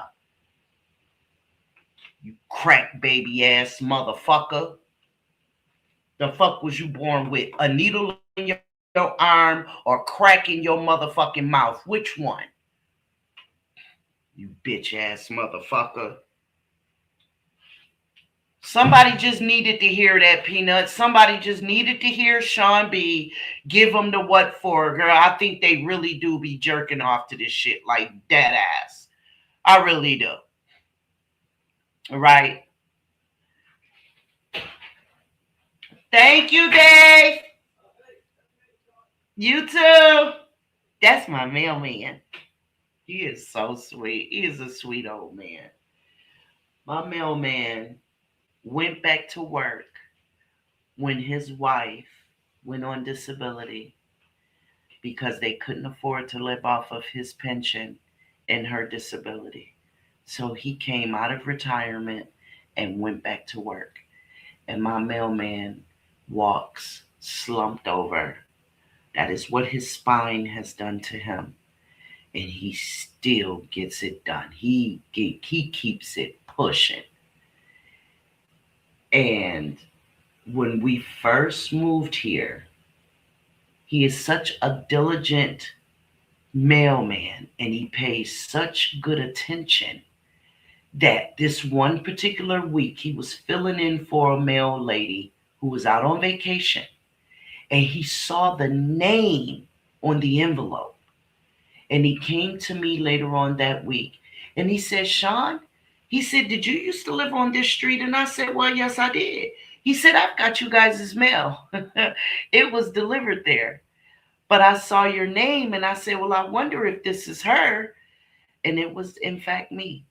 And that's how much attention he pays. I appreciate an employee like that.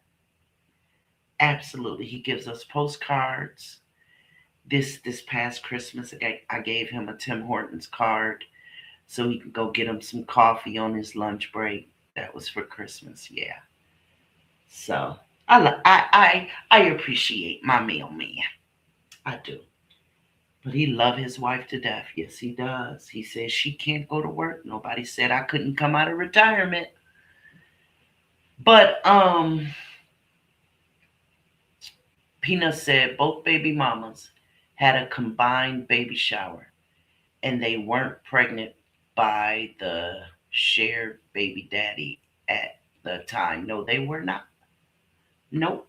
The light-skinned one was pregnant by Amon Shepard, and the dark-skinned one was pregnant by Emmett. Yeah. Yeah. But they had already had a baby by each other's baby fathers. But my point was,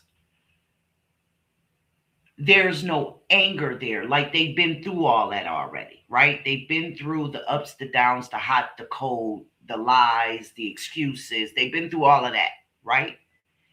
And they came to realize that they were better off co-parenting instead of trying to be in a relationship.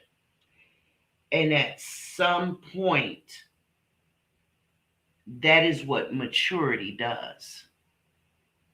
Like Emmett and the light-skinned baby mother, I forget her name, but even they tried to backslide. They did. They tried to swing a F one good time, and all he felt was guilt. All she felt was guilt because by then her and the other baby mother, who Emmett is with now, had became friends. And so all she felt was guilt, like she had stabbed her friend in her back. Tiff. Yep, Tiff. That's the light skinned one, right, lady? Tiff is the light skinned one. Am I right? Oh shit. I'm gonna pay better attention to these damn names, y'all. Dead ass. But anyway, that's when you know Keisha's the light skinned one. You're not helping. Oh, y'all giving me yes. Yes, what? I done asked 4 different questions. Jesus. Anyway, my point is, when you said all that you can say, when you're done, Keisha's the brown skin one. Okay, got you. See, that's how you do it, Peanut. Tiff is the light one. Okay. When you've gone through all of the emotions, when you're really at the point where enough is really enough for you, it ain't hard. It's really not hard. When my daughter's father was murdered, and the chick that he was with, now I'm going to take it before that. When my daughter was pregnant and we had her baby shower at my house, I did that knowing that her father was coming. What I didn't know is that he would be bringing his girlfriend with him. Now, it didn't matter to me. I just didn't know. That's my point, right? Talking about what I'm drinking this morning. I ain't drinking nothing but some lemonade, girl. Whatever. You know it's a delay. So by the time, lady, your answer came through, Peanut's answer came through, it was yes, and yes, and then it was Tiff and Keisha and yes, yeah, and it was all just, yeah. So anyway, when her father showed up at the door with his girlfriend, who I knew, we knew about each other and all of that kind of stuff. There was no problems. It was absolutely, come on in, y'all. You know what I'm saying? There wasn't no eyebrow raised, no teeth sucking, no mumbling under my breath, no rolling my eyes, no, how long I got to put up with this shit. There was none of that. Absolutely none. There was none of that. They came in. Now, my husband, on the other hand, he was feeling some type of way because he's an alpha male. You know what I mean? And you know how lions are in the jungle. Another lion can't. You know what I mean? And so he said, Ma, what I'm going to do is I'm going to take Doobie and we just going to go spend a few hours out.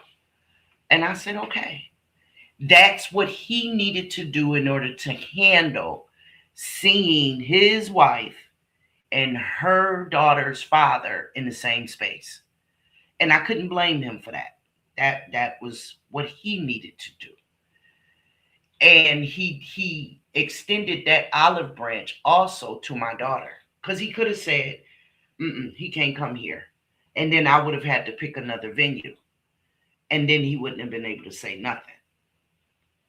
So to keep it all amicably, he decided to take Doobie because it was no kids anyway.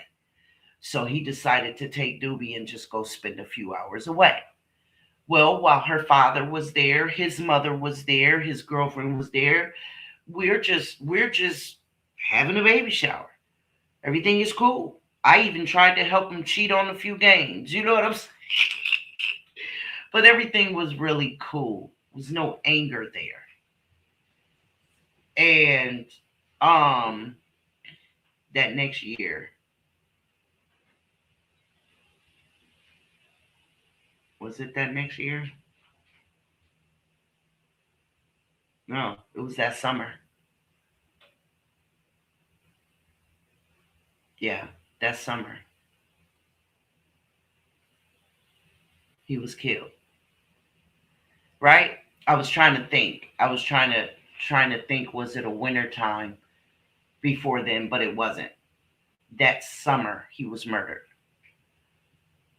And actually that baby shower was the last event that I got to spend with his mother or him, because his mother died in May. He was murdered in July.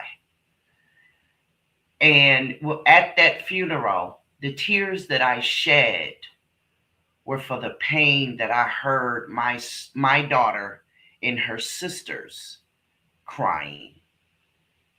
That's what the pain was. The tears that I shed was from hearing their pain, because they all sound like little girls, and these grown women, but they all sound like little girls when they were crying. I never heard my daughter say daddy, and that's what they were saying. And so as a mother, you know what I mean, that's what we were feeling in there in that moment. I hadn't lost anything. And I'm keeping it a bean with y'all. I hadn't lost anything. No feelings. Was I sad that he was murdered? I was surprised he was murdered over a female. I'm going to keep it a bean with y'all. You know what I mean? I thought he might have been murdered in the streets a long time ago from the stuff he was, involved in. But that's what I mean when I say goodbyes mean no more. You see what I'm saying? Y'all see how quick the room emptied out when they saw that I wasn't talking about them knuckleheads on YouTube no more? Isn't it a beautiful thing? Hey, Terry. Hey, boo. It's just open panel today, babe. You don't have to drop the disclaimer. It's okay, big bruh. But yeah, that on the shy, back to that point, they finally came to a mature way with the kids and with one another. Right? They finally did that after 2 or 3 seasons. Because Emmett went through that shit, didn't he? He went through a lot to grow up. And it's ironic that it's in Chicago too. Isn't that ironic? That's downright hilarious. Yeah, Peanut. All you got to do is stop talking about tea. That's all you got to do. Stop being gossipy. They don't want to hear that shit no more. That's how they are. That is exactly how they are. All you got to do is stop dropping tea, and they just leave your fucking channel like, enough of that. We don't want to hear. We don't want to finish growing up, right? We just want to hear what she got to say about her and him. That's how they are. They're pathetic. They're quite pathetic. Like I said, they sit in the bushes like a bunch of roaches. Lady says, but his mama had to give him that push. She did. She pushed him right out the fucking nest, didn't she? She sure did. She sure did. Pushed him right out. Yep. She said, you got to go. You got to go. If I don't push you out now, you're never going to go. Yeah. But what is the word I'm looking for? Logistically speaking, her contract was coming to an end. And so they had to, they had to push it that way, that Emmett would be slowly but surely moving on his own, lady. And so that's why she had cancer by the end of that season. And then the next season, she'd be gone. Yeah, I thought it was sad too. But I thought it was neat what they did though. It's like they gave her a memorial before they canceled her contract, right? I thought that was neat. I think that's real cool when you know somebody is terminally ill that you give them their flowers while they're there. Yeah. And so my last question is, does access have a limit?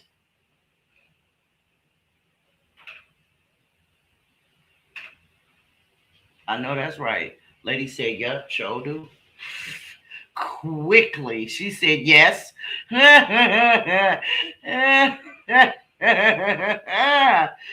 It should. That's for sure. It should. Mm-hmm. Yes, Peanut. Mm-hmm. Access should have a limit, especially if you're continuously breaking the boundaries. I know that's right. Lady said 7 days a week and twice on Sundays. Yes. Yeah. Yeah. Um, Peanut said access is a part of having boundaries. Absolutely. Mm-hmm. Absolutely.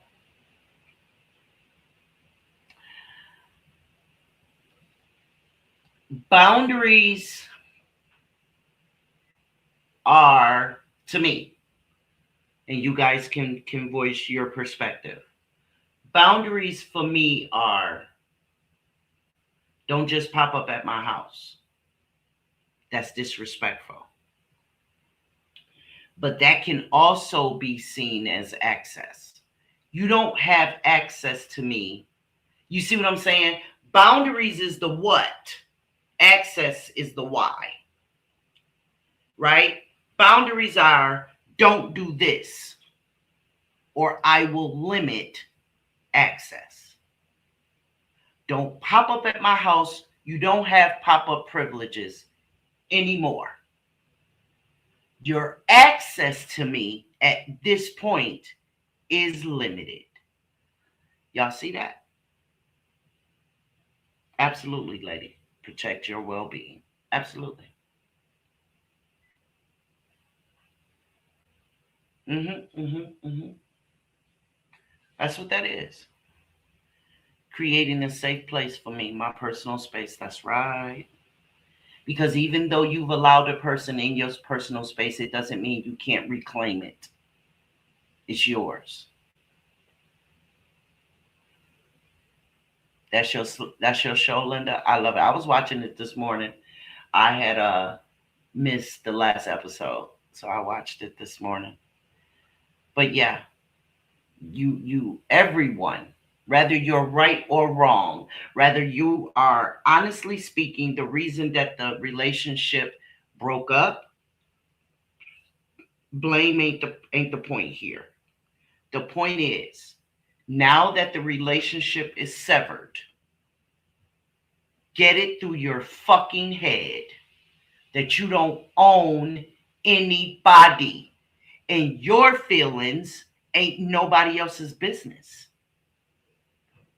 How you feel about him or her is nobody's business but yours. How you feel about, hey, sexy mama Libra, hey, Bookie. How you feel about how the relationship ended is nobody's business but yours. I heard, and this is, full transparency, I heard Steve Harvey say that a few years ago on the radio.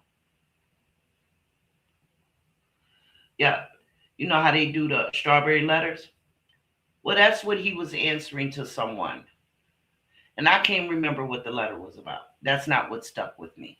What stuck with me was he told that person, how that person feels ain't none of your business. That's their business. What can you do about how somebody feels? Because you can pull out all the stops. You could do everything imaginable to show how you apologize and how please, please, please just give me one more chance. and they will not. Why? Because that's the part that's their business. You, lady, tell her to go out and come back in if she can't hear me. The only thing that is your business is how you feel. That's it.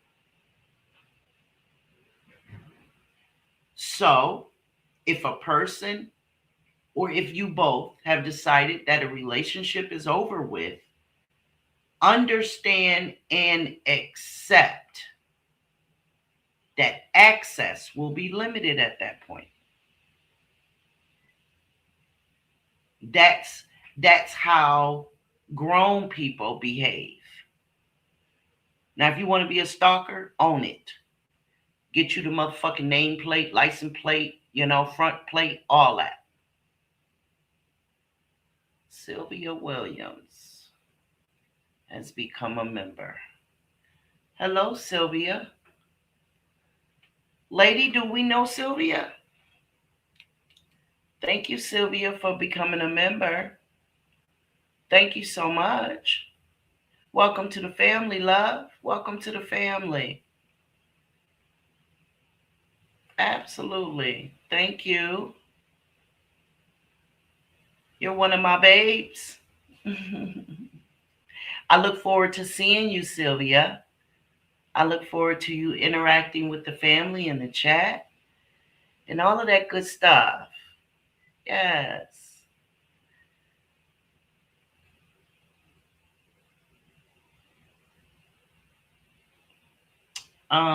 So that's what I was saying. When it comes to the end of a relationship, any relationship, okay? Father and son, mother and daughter, mother and son, father and daughter, husband and wife, girlfriend, boyfriend, girlfriend, boyfriend, boyfriend, you and your job, the neighbors that used to speak to you that don't no more, all that kind of stuff. If there is a severance of that relationship, accept the fact that access will be denied. Good morning, love. Well, good afternoon, boo. Well, it is here for me. I don't know what part of the country you're coming from. Sylvia, can you tell me? What state are you in? Just the state. You could protect the rest of your privacy. I just like to know what states my people are in. Okay, sexy mama, you be careful driving. Stop texting, boo. Stop texting. I love you, so I need you to be safe. Stop texting. I know you're there. That's all that matters, okay? And a heartbeat, denied. I know that's right. So yeah, that is one of the worst parts of a severance of a relationship. Bay Area, California. All right. That's where Miss Barbara is. California. All right. We all have to get to a point where we understand and accept that over means over. It doesn't mean that you're accepting any blame in the situation. It simply means that the relationship as you know it, as you may even want it, it's over. Now, the way you handle it being over could possibly negatively affect if it ever happens again. And that's what a lot of people lose sight of. They try to force themselves on someone in an ugly way or in a beautiful way. Still, they try to force it. And when a person is done, God damn it, they're done.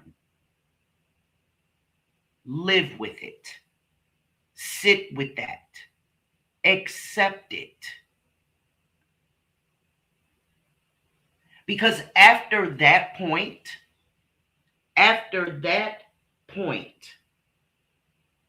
all you're going to start doing is exposing your insecurities, recycling your pain, and all of your excuses become a mute point. And ultimately, what starts to grow is toxicity. That's it, in a nutshell. I literally had 7 points, and all of them intricately describes relationships, friends, lovers, and sex partners. That's what that did. We literally just came full circle.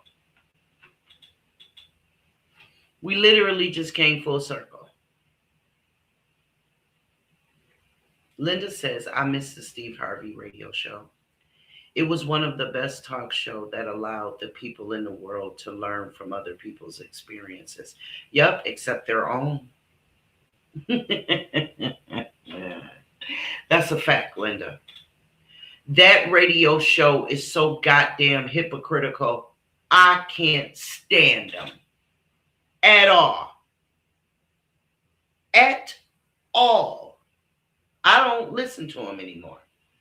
I have not listened to Steve Harvey since he was all over social media. Him and Marjorie, and the lady before her, Mary, and the one before her, Margaret. Like, he loved him some MARs or MRs. Don't he? He loved the Margarets, the Marys, and the Marjories. Don't he love them? Oh, yes, he does. He loved MAR. Look at their names. But only one of them was light, bright, damn near white with green eyes. So when he finally got as close as he could to a devil, that's where he settled at. I respect nothing about Steve Harvey. Nothing. At all. When I found out what was going on with Steve Harvey, I totally boycotted. I boycott the whole fucking radio show. Absolutely. Won't watch his movies. I was glad that by the time I found out about it, the TV show was no longer in prime time. I was so glad. Steve Harvey is nothing but a big lip, big nose, fake teeth, fake hair. Well, now he's bald. Hypocrite. That's all the fuck Steve Harvey is. He got all this advice to give to motherfuckers, but did he take any of it? No, the fuck he did not. He did not. He dogged the woman before the next one. That's what he did.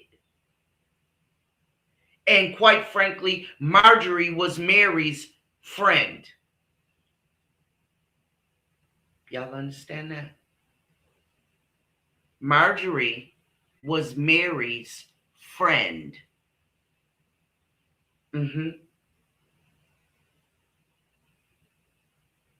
Marjorie wanted Steve the whole fucking time. Not Marjorie. Yeah. Marjorie wanted Steve the whole fucking time once he made it big. Hello, somebody.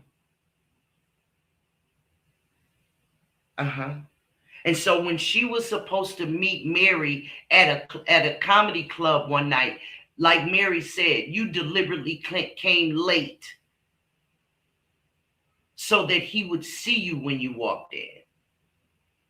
And the way you were dressed was a way you would never dress before. You did it on purpose. You were going after my husband. Steve Harvey took Mary all her credit, all the credit that she deserved for helping him in the beginning stages of his career. He took it. He said she wasn't shit.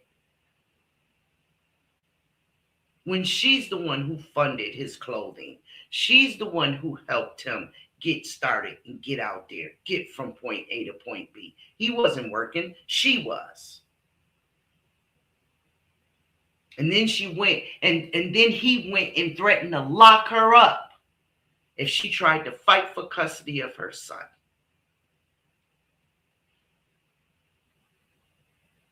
Oh, this is not alleged. This is not alleged. Because if I'm lying, I'm saying the same thing that everybody else been saying, and he ain't sued nobody else for saying it. He threatened to sue Mary if she didn't shut up. So fuck Steve Harvey. Okay, Linda? That's just my perspective. Anyway.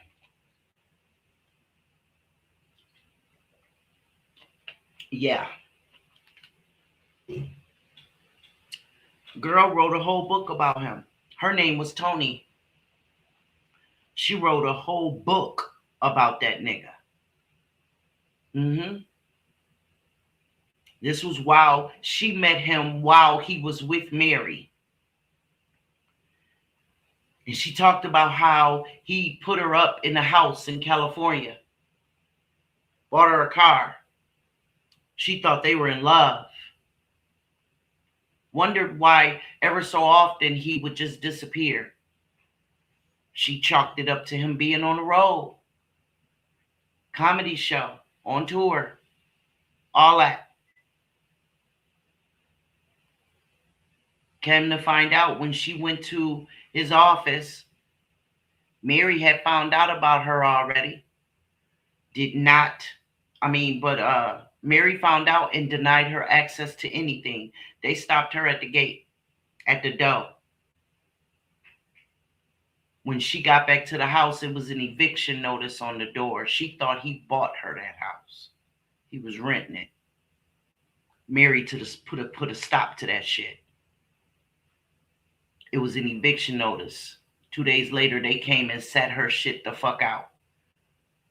Within that time, her car was repossessed. He totally dogged that chick. She had nothing but her diary. And she took that diary and turned it into a book. And he threatened to sue her if she put his name or any of their names in that book. Right before she published the book, this chick reached out to her and invited her to lunch. That was Marjorie. Marjorie was letting her know, baby, you ain't the only one. But I plan on having them. You will not. Oh, yeah. Oh, it's been all over. It's been a few years since it was really, really talked about. But y'all see, I don't forget much. Sexy Mama Libra says, I came in late. What are we discussing? We were discussing relationships, friends, lovers, sex partners, and when to let go. The thumbnail says relationships and the dynamics. Linda says, Miss Sean B, I have a question. You have a suggestion box where we can send things to you that we would like to get advice from you or different topics that we would like to talk to you about. Yeah, my email. That's about it, Linda. Linda said, I'm just learning about them now. Linda, I'm going to drop the link and you come up. Well, first, yeah, I'm going to drop the link and I'm going to put my email in the back chat. If you're willing to come up here and come get it, you don't have to cam up. I won't even put you. Well, I think I have to put you on a studio, but you don't have to say anything. I can mute you. You just go in the back chat and get my email. Are you down with that? If not, I won't even bother.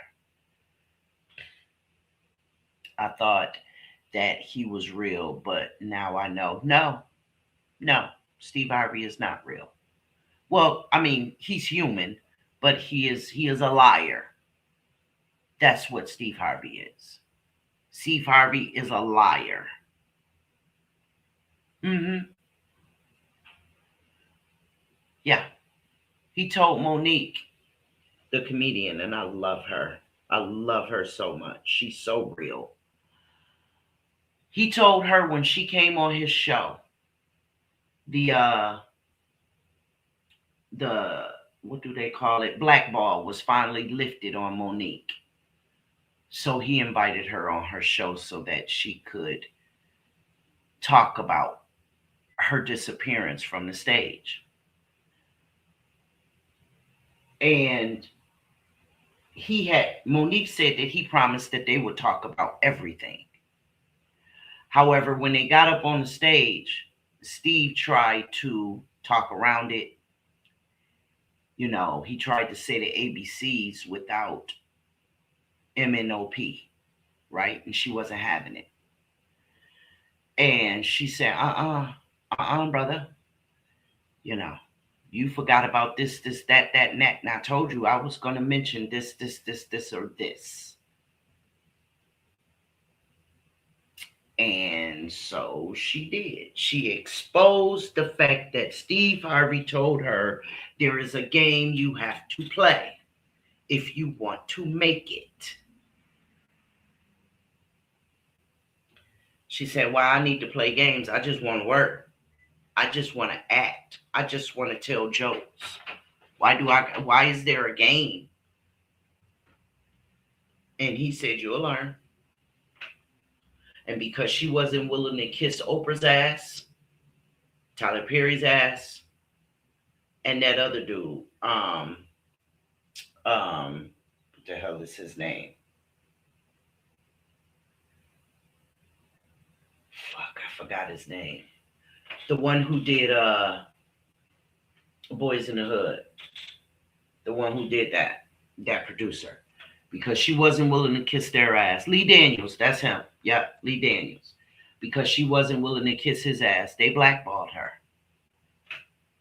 Mm-hmm. Linda says, I loved the show before I found out how he was. I was just like the topic from the Strawberry Letter, but I don't listen to him anymore. I don't either. When I get, if like the way my husband parks in the driveway, if he parks in front of my car and I need to run to the store, I'll jump in his car and I instantly press AM for the Oldies But Goodies channel. Or I press Bluetooth and I'm listening to my phone.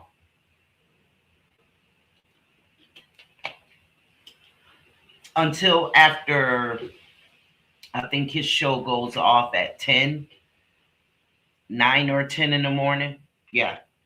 But if it's before that, not listening to that shit. He gets no radio play in my car. None at all. At all. My shit stay on Bluetooth or the Oldies channel. And the Oldies really ain't as old as it used to be. So, but they don't play none of that explicit garbage. They don't play rap. And if they do, it's the oldies. It's like the LL Cool J's or the Heavy D's. The people that didn't cuss. That's what they play. So, yeah, no, I don't fuck with Steve Harvey at all. I don't like nothing about him. You know I'm lying. I'm lying. Whoever the hell his stylist is, that's a bad mother. Oh, man, listen. His stylist is a bad motherfucker there. Because he be sharp. He be sharp. I can say 99.5% of the time, in my opinion, Steve be sharper than attack. He sure does. You know, sometimes I'd be like, what the fuck is he wearing? Like he had this one suit where it looked like it just had glitter all over it. I'm like, what the fuck? So, but for the most part, he be sharp. Yeah, Steve definitely be wearing that. Yes. Marjorie, on the other hand, I saw this one clip where he was standing there looking like a man of the night, just like a gentleman standing in a smoky cigar shop, just looking dapper and GQ.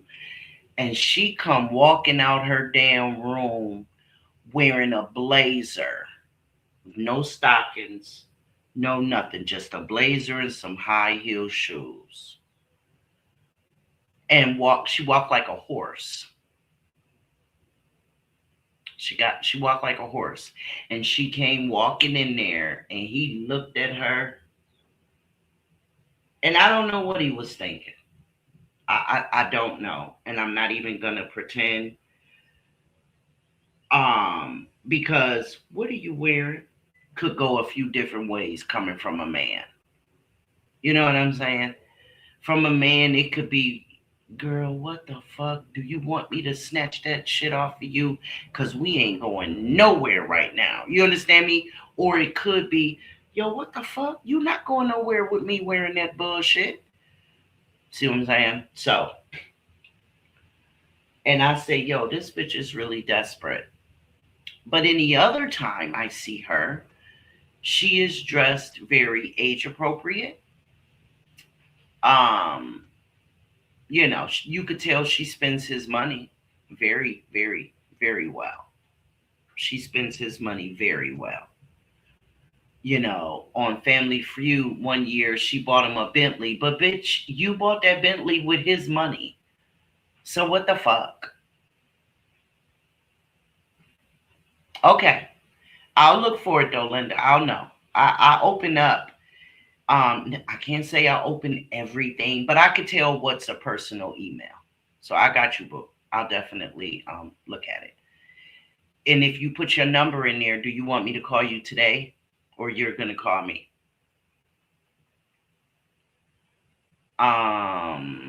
You gave me your number? Because it says, and I gave your phone number. Did you mean and you gave me your number? That's what you meant? But yeah, I don't like people that put on stunts. I don't like the fronting and the faking. I don't like sensationalism. You know what I mean? The only thing I want to be sensational is if I go to a show and the host is announcing the next motherfucker coming out. That's what I want to see, bells and whistles and lights going off and all that kind of good shit. That's when I want sensationalism. When it comes to your life, either keep it real or keep it private. Like Denzel Washington and his wife. You see what I'm saying? Who knows anything about Denzel Washington that he hasn't said himself? Who knows? You feel me? That kind of thing. There's a way to be a celebrity and to be, a great actor or actress, great in your craft, and not have your life all over, the tube, all over social media. And for people to still respect you.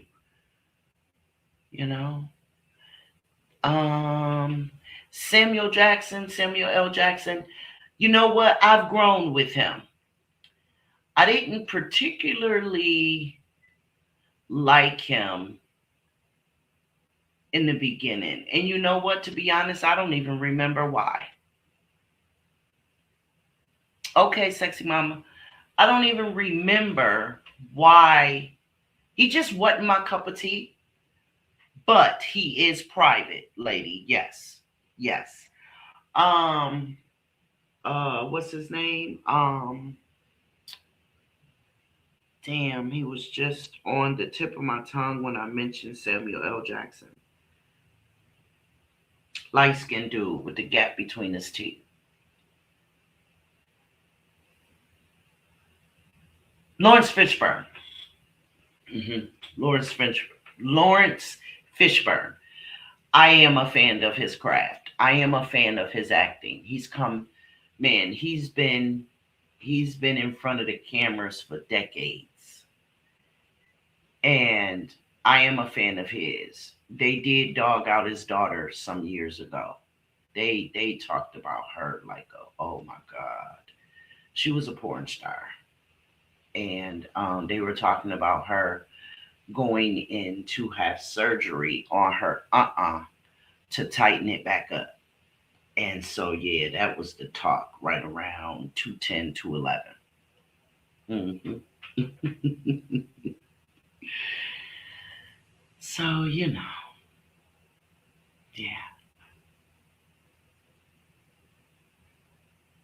not. Lady said fan only because of what's love got to do with it. Fan only. Oh, okay. But see, Lawrence Fishburne, he goes way back. He was in the movie King of New York. You know what I'm saying? Lawrence Fishburne go way back. Precinct 13. You know what I mean? Lawrence Fishburne, he go way back. You're not a fan? Okay, lady. That's cool. I am a fan of Lawrence Fishburne. Yeah. I don't know his private life. I know that he was also married to a celebrity. I don't know her name. But she's a light-skinned chick. I know what she looked like. I could point her out, but I don't know her name. But yeah. Yeah. So, just to bring this to a hilt here. I like them in Hoodlum. Hoodlum, yeah, yeah. I like them in Hoodlum. Absolutely. I like them. I'm a fan of Lawrence Fishburne. Yes, I am. Yeah. I can't think of a movie I did not like his character in. Even in Boys in the Hood, you know, his ex played good movies. Yes, she did. Yes, she did. But even in Boys in the Hood, he played his role, his craft very well. You know what I mean? He stopped his son from getting killed in them streets, didn't he? See what I'm saying? So, yeah.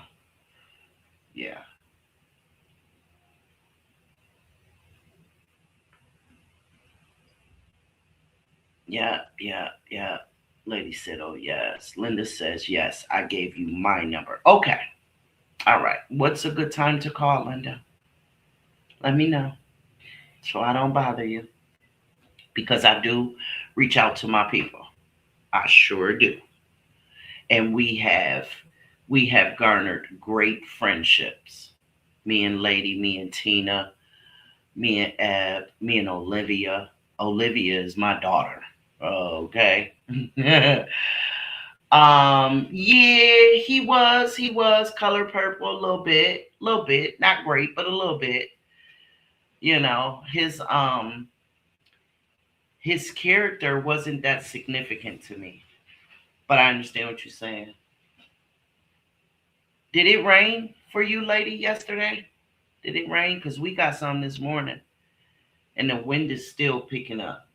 Like it's beautiful blue skies, but the wind is winding. That's for sure. It's a beautiful day outside, but we had a storm this morning.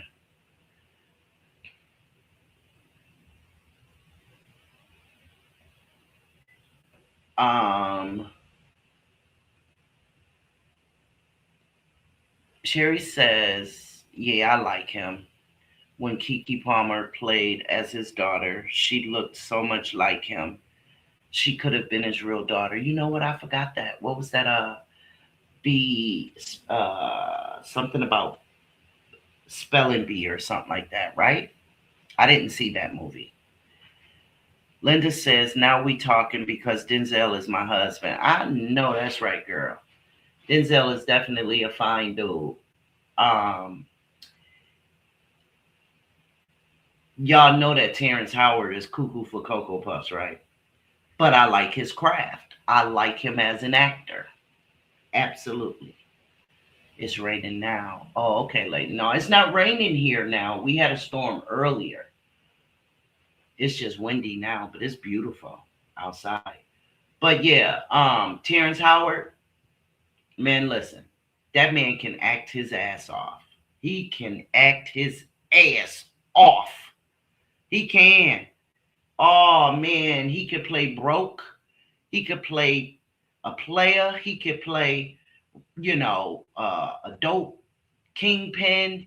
He could, man, listen, okay?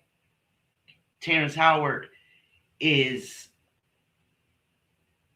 majestic behind that damn camera or in front of that camera. Absolutely. Oh man, absolutely. Would I want to be with him? No, because he kookier than Cocoa Puffs. Aquila and the Bee. I knew it was something about a bee, Sherry. Yep, yep, yep. That's it. I never saw that movie. I never saw that movie at all. One of my best movies for Denzel Washington was his The Fences. Was his movie Fences with what's her name? What is her name? The dark skinned lady. She's one of my favorite actresses, but I forgot her name. I'll know it if I see it. But that was one of my favorite movies because he was so. Denzel gets into his shit. He really, really does. He gets into it. Tina says it's not raining here in Virginia, but I think it rained last night, and I think it's gonna rain again tonight. Yeah, Lawrence is smooth. He is. He really is. Viola Davis, that's her name. That's her name, Nisi Pooh. Thank you, Boo. She is one of my favorite. She's my second favorite, in fact. I mean, um, how the hell you forget her name and she's your favorite? Um, who played Tina, y'all? Who played Tina? I'm having a brain fart right now. Who played Tina Turner? Angela Bassett. Yes, she's my favorite. She is definitely my favorite actress. Present day. Present day, she's my favorite actress. I've had many back in the days, but present day, Angela gets it. Nay says, hey, Auntie, I'm back now. I'm on lunch break. Had to violate 8 people today. One of them got violated for making me visualize. I love you, boy. That better not have been the reason. Yes, I love Angela Bassett. I love her. I love her. Linda says I get off at 4:30. All right, boo. Well, I'm gonna give you a chance to get home and get settled and stuff. But yeah, Angela Bassett. I wish she was an auntie of mine. I really do. I wish I knew her personally. Sexy Mama says Sean B tried to get on your email last night. It didn't let me. Let me see if something going on with my email because I have been cleaning my phone out, y'all. I ain't even gonna hold you because following these things, trying to stop my phone from being peeked in on. So I was disabling some shit and disabling. Okay, it's back. My email is back, loves. So, yep, it's back. Email me right now, Sexy Mama, so I can see if I get it while we're on here. Because I was cleaning my phone yesterday. You are not lying. I sure was. I was cleaning my phone yesterday, and it might have kicked a whole lot of people out for a minute because I just wanted to get rid of stuff.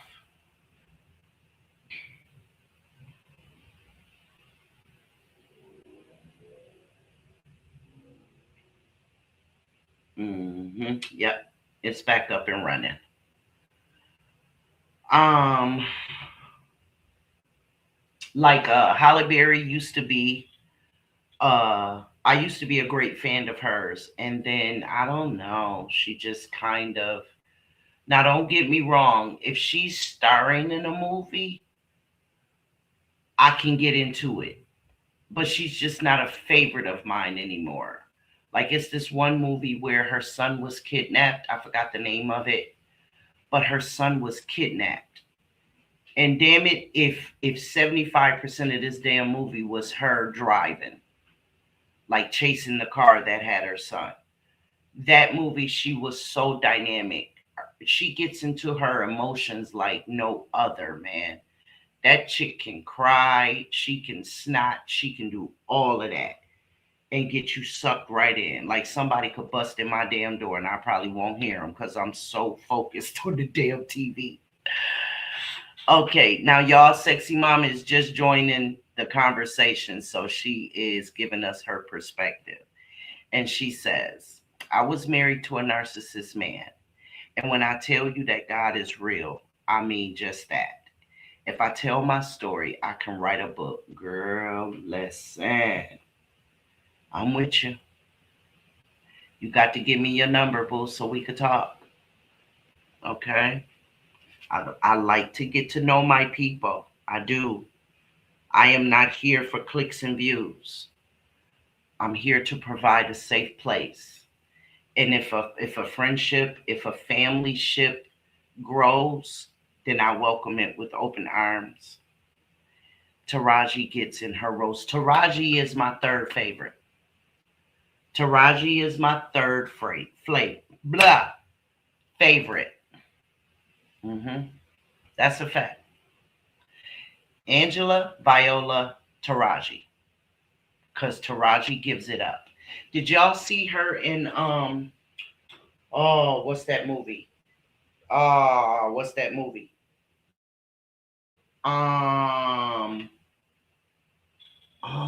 What's the name of it?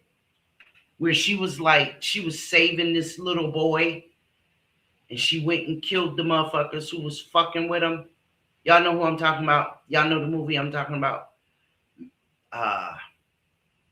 Something Mary or Mary something. All I know is I loved her in that movie. And I definitely love me some Cookie. Oh, man, shit. Cookie was my girl. Proud Mary. There you go, lady. See, that's why that's my motherfucking moderator. I fucking love this chick. Proud Mary. That was it. But I love me some Cookie. How did y'all feel about? I was mad. When they took it off. I was mad.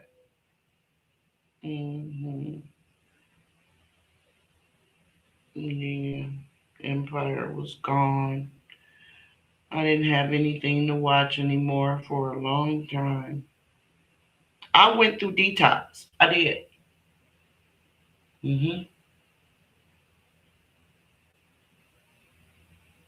I did. I couldn't handle not being able to watch Empire. For real. Because I wasn't into what was that other one that 50 Cent did? I wasn't into that Power. I couldn't get into that, and I'm gonna tell y'all why. I can't watch something where everybody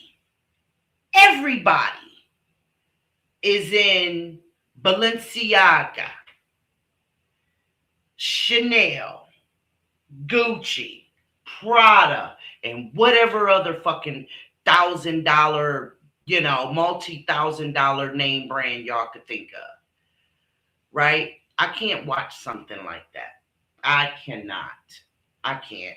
Cookie was my girl, Sherry. Absolutely. But, on Power, nobody had a dress down day. Nobody. At all. Hidden Figures with Octavia Spencer.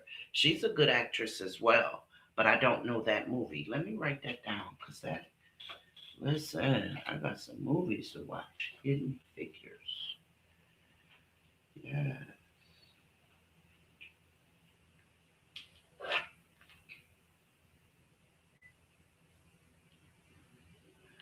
Okay. Yes, Cookie was the shit. She sure the fuck was, Tina.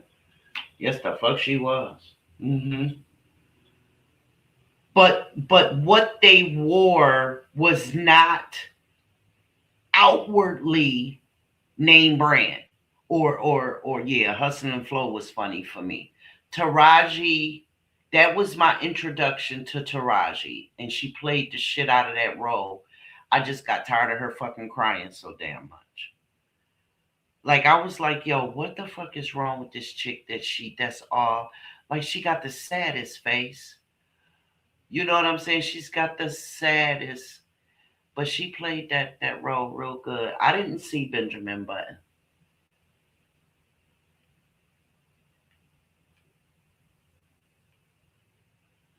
The Best of Enemies. Who plays in that, lady?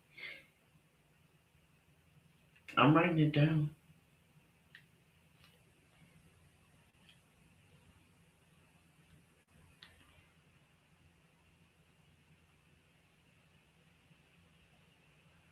Um, yeah, I couldn't get with Power. I liked the storyline. I liked how, you know what I mean, especially when it first came on and Joe was singing, "That is my love." That is Joe could get it 20 years ago, 30 years ago. Joe can get it today. I would have every one of Joe's children. Yes, Joe Thomas can, yes, even today. I love Joe Thomas. Absolutely. Anyway, Power was not something I could get into. I probably would more like to listen to it than to watch it. That's my word. I got so tired of the name brands and labels and you know what I'm saying? The $10,000, $20,000 boots that these motherfuckers was wearing and $10,000 sweaters and like who like that shit ain't even real life. Like motherfuckers in real life don't even dress like that every day, all day. Like I couldn't get with it. I couldn't get with it. Mary Jane. Is that a movie, Linda? Mary Jane? What's Mary Jane?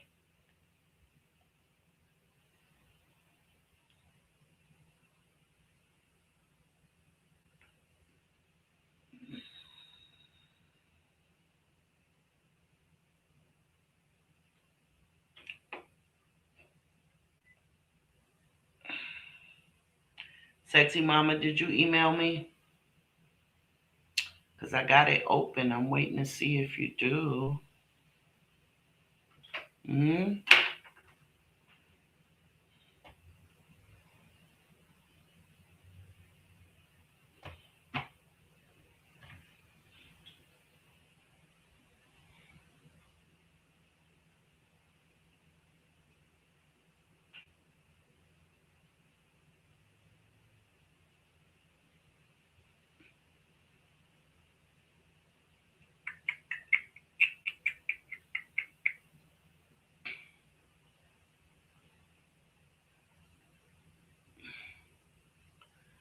See, this is why I cleaned out my email because it's talking about my order is on the way. I ain't even ordered shit. Then you fuck around and open that shit, and you know what I mean. Now all kind of shit is being fucked with, and I just delete that shit. I don't even open it.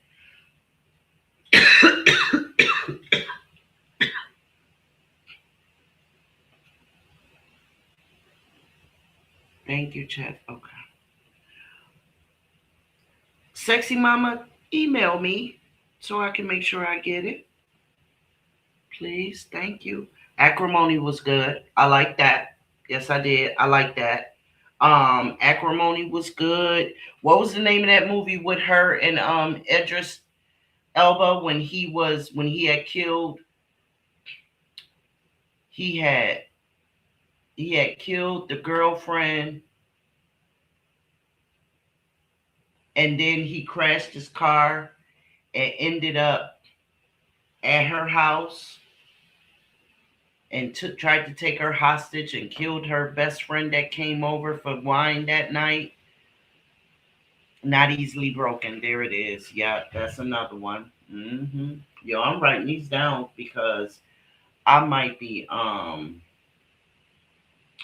movie watching tonight. Acrimony, not easily broken.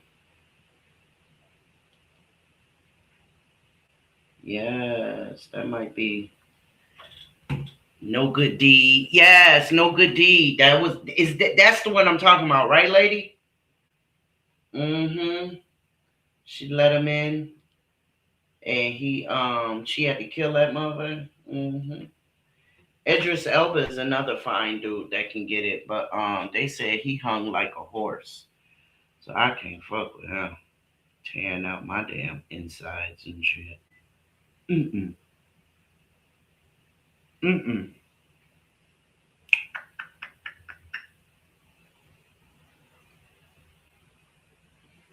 Yes, that's the one. Yep, yep, yep, yep. Girl, they did. They did, girl. Mm-hmm. They said he is hung like a horse.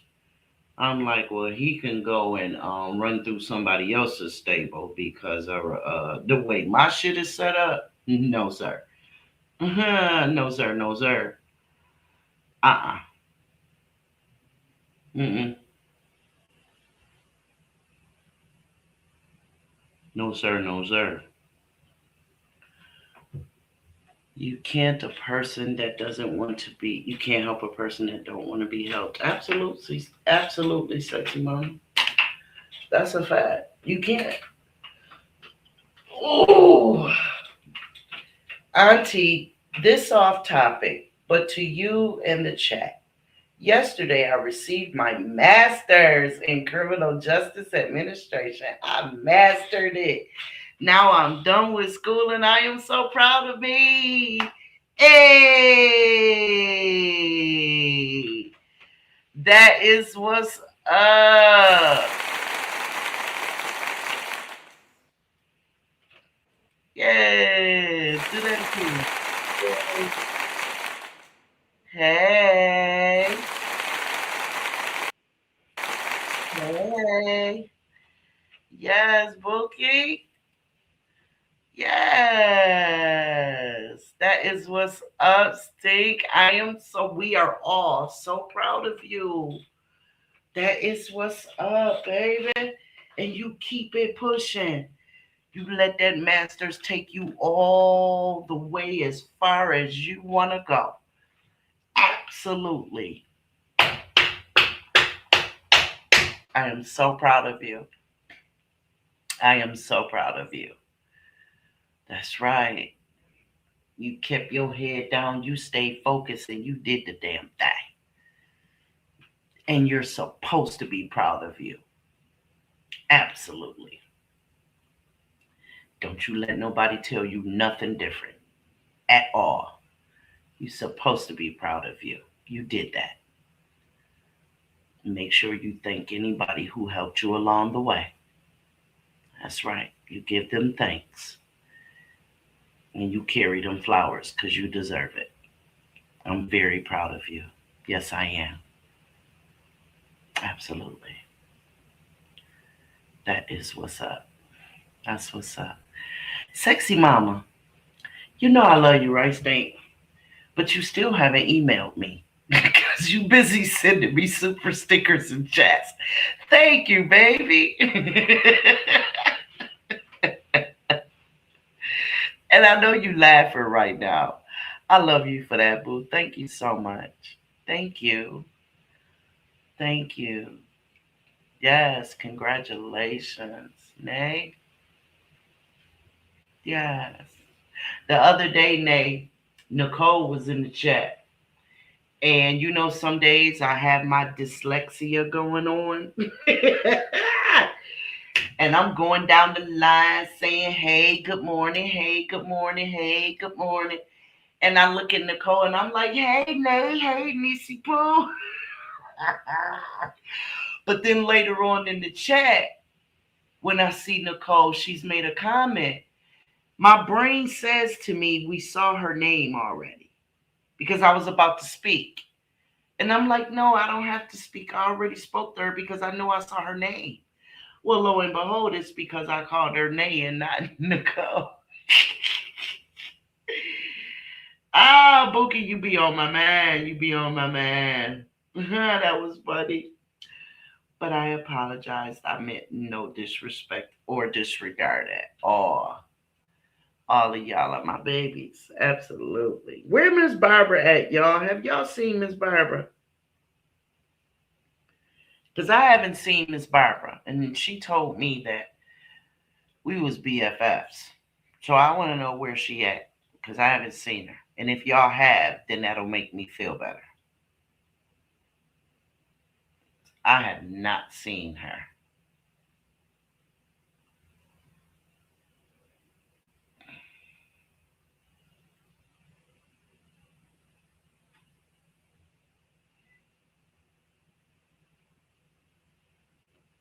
You're welcome, boo. You are absolutely welcome. Hmm.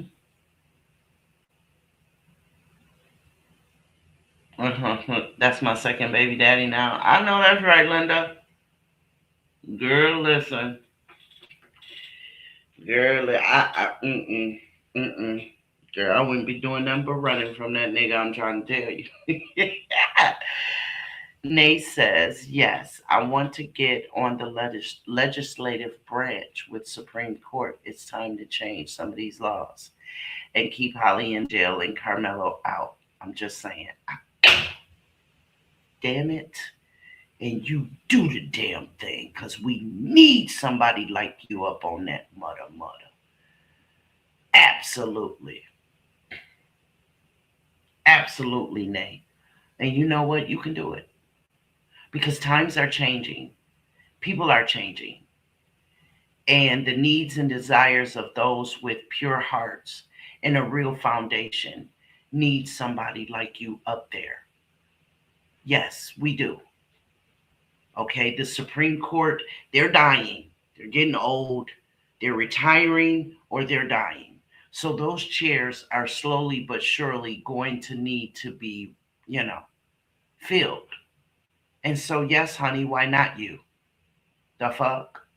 You do that damn thing. And we're all right here rooting for you. Absolutely. And when you are finally sworn in, we gonna be on YouTube live. Like, that's our girl. Yes, nigga, yo, we know her.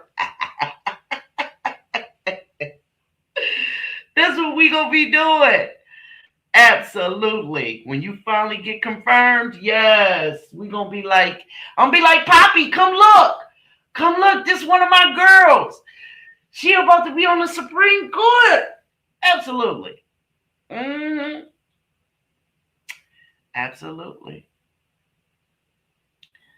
Linda says, but don't kill my insides. I'm trying to tell you, girl, they say he hung like a horse. I ain't playing. Mm-hmm. Kay Michelle said that's why she left him alone. Uh-huh. Because he's a nympho and he's hung like a horse. And she said he's a nympho because nobody can ever really, you know what I mean? Like get with him because you too busy running from his ass. You know what I'm saying? So I don't know. He's with a woman that he found from over there in London. So I guess she can handle all that. I don't know. Sherry said that part, Nay. Yes. The lady said, baby. Yeah, no, I'm not. I ain't fucking. You ain't gonna have me. It's bad enough I'm bow legged. You ain't gonna have me walking around here walking funny and shit. Hell no. Mm-mm. Mm-mm. Yes, Nay. Yes, baby. I promise you that, boo. I promise you. And you just drop me a line and say, Auntie, I gotta go into incognito because you know what I mean? I gotta do the doggone thing. And yeah. But you'll hear from me one way or another. And I'll be like, okay. Tina said, nah, you put on that crown. No, she said nay. Now you put on that crown and you wear that crown real well up there on the Supreme Court. Get the innocent out and keep the criminals in. Yep, yep. And while you're keeping Holly in, go on and snatch up that goddamn scarecrow and put his ass in there as well. How about that? Lock his ass up too. Crooked son of a bitch. Mm-hmm. And stop all these SOs from getting out at the drop of a damn dime. What? Make no damn sense. Sex offenders get out on parole or get less time than a dude standing on the corner trying to make $1 out of 15 cents to feed his baby or get some diapers.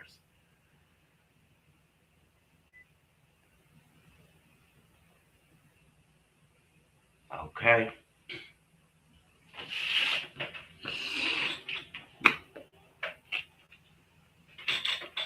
I never understand that shit.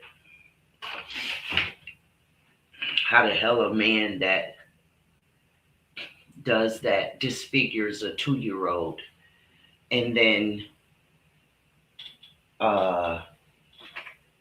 dismembers that 2-year-old, disfigures her for his SO reasons. Y'all understand what I'm saying?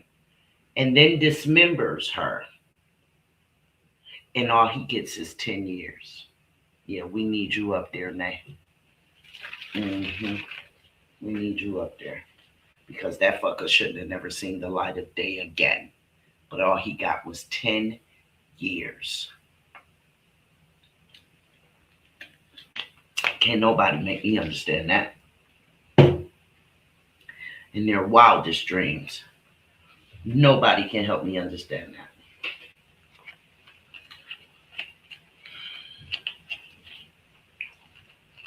Why haven't either one of y'all emailed me yet? I forgot to tell you that we have revival at church. You can call this weekend because I will be at church. I have to sing tomorrow, and my son have to play the guitar. Okay, babe. All right. I haven't gotten any email from you though. I'm just gone and let you know that I don't have an email from you, Linda. That's why I wanted y'all to email me while we were here so that I could let y'all know I don't have an email from you. Right now, I'm looking at my email. Tina said, look, speaking of babies in diapers, Sean B, I have to ask you, did you see that one? Tina, yes, I did. Lady sent it to me yesterday. I'm waiting for a little more meat and potatoes because right now it's just a simple, hey, y'all, a 1-year-old got shot while being carried to the car with a couple that was being accused of shoplifting at Walmart, but the police shot in the car and they shot and killed the baby. We don't know who the police is, don't know if they were really shoplifting, and that's it. That's all we know. There we go. That's it. Tina. So I'm waiting to get a little more meat and potatoes about it because otherwise that's all I would have said. Linda said, don't forget, we need you too, Miss Sean B. Your voice does something when you speak. Thank you, boo. Thank you, love. Thank you, thank you, thank you. Thank you. Well, I can't call nobody if don't nobody email me now. I'm trying to tell y'all. I don't have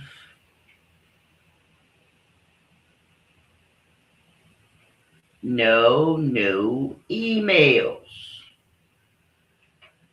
Let me see. Nope.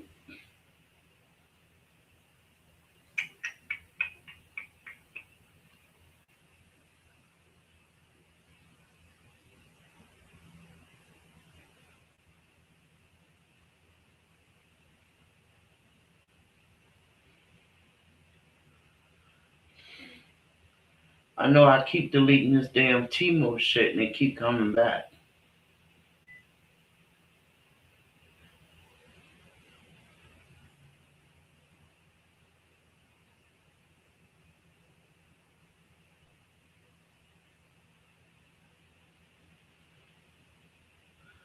Like, what's good?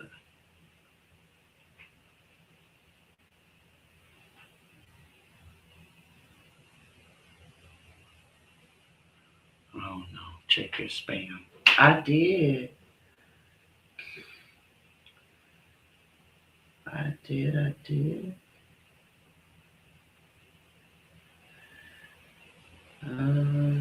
Hot summer plans.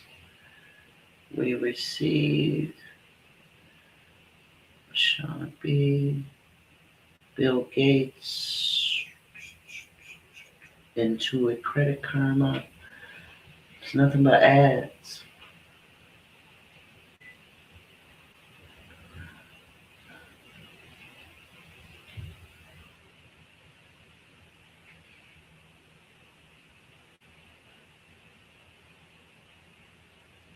Burlington's delete. Okay. Delete.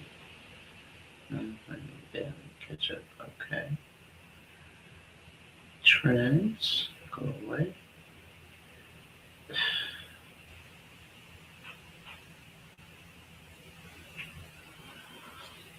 Yeah. Wait a minute. Did you hear the mom in the car talking to a reporter? No, I didn't, lady. We'll talk off of here.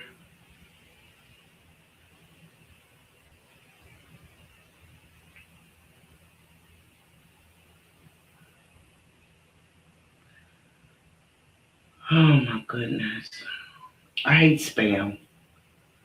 All this unwanted shit in our emails. I hate this shit.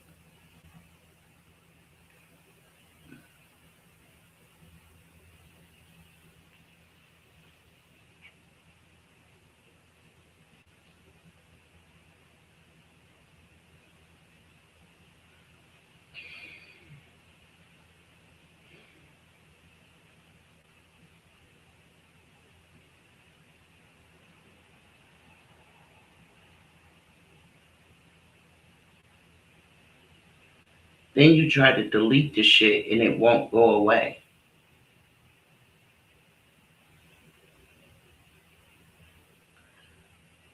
That's why my email was shut down yesterday.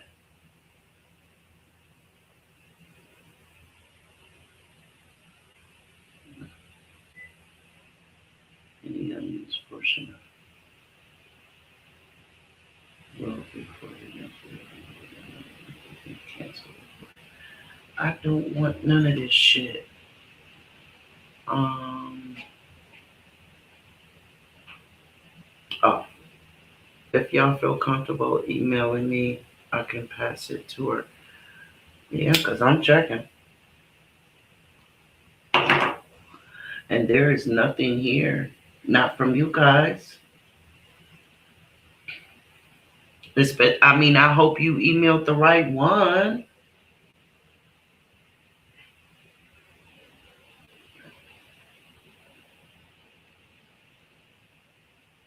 I'm even looking in my trash at this point.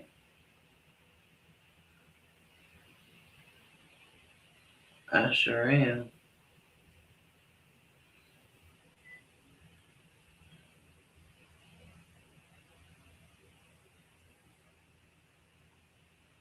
Did you guys see the new video that was leaked of the Metcalf boy?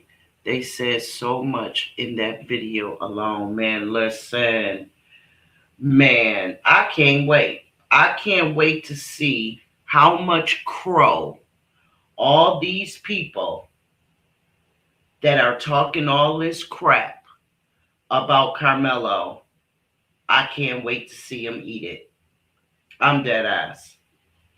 I can't wait.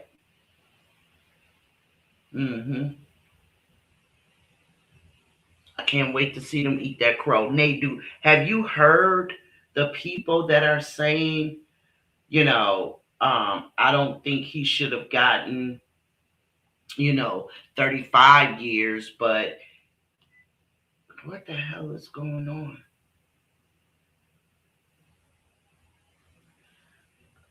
But he should have gotten some time. He just shouldn't have got 35 years. You just emailed me. Okay, I'm gonna open it back up. They're saying he shouldn't have got 35 years, but he was guilty of something. Like, wait, what? Like, I don't understand. What do you mean guilty of something? The first thing that some people like Stephen A. Smith, he said he shouldn't have brought a knife to school. First of all, you egghead looking motherfucker, he wasn't at school. Okay? He was at a track meet. Yes, it's considered school property, but he wasn't at school. Right? Number one. Number two, you don't know what I got in my purse. But if somebody tries to attack me, be damn, I can't pull something out of my purse to protect myself. Whether it be an ink pen, okay, an eyebrow pencil, okay, I might try to choke you on a stick of lipstick, a tube of lipstick.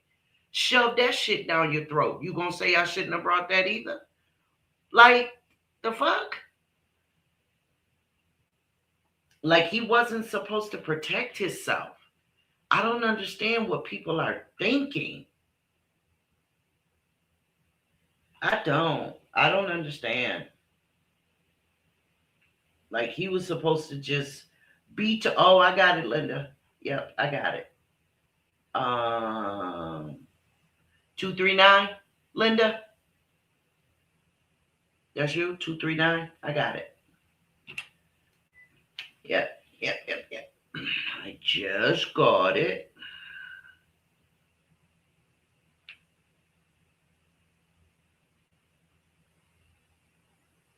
Writing it down. And then I will transfer it to my phone. Got it. Haven't you texted me before, Linda?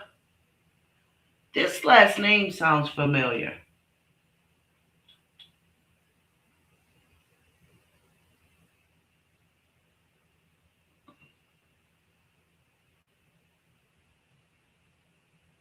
I think you've texted me before. But I got it, Dobo.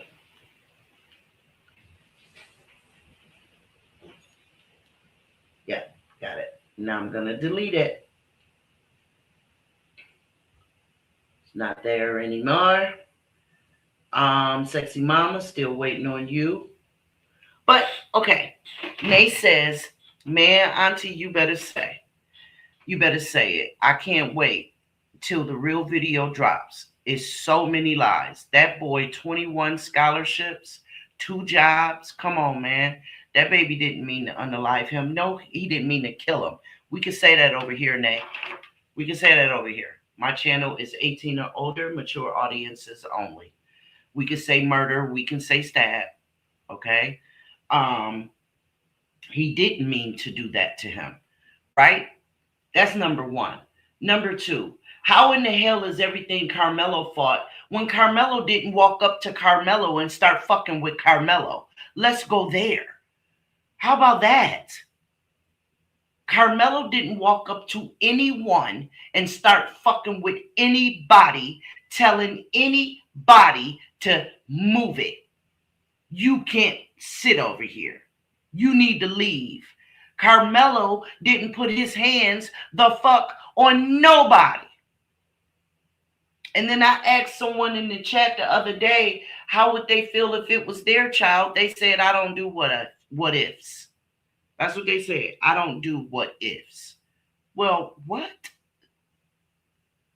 That made no sense to me. That made no sense to me at all.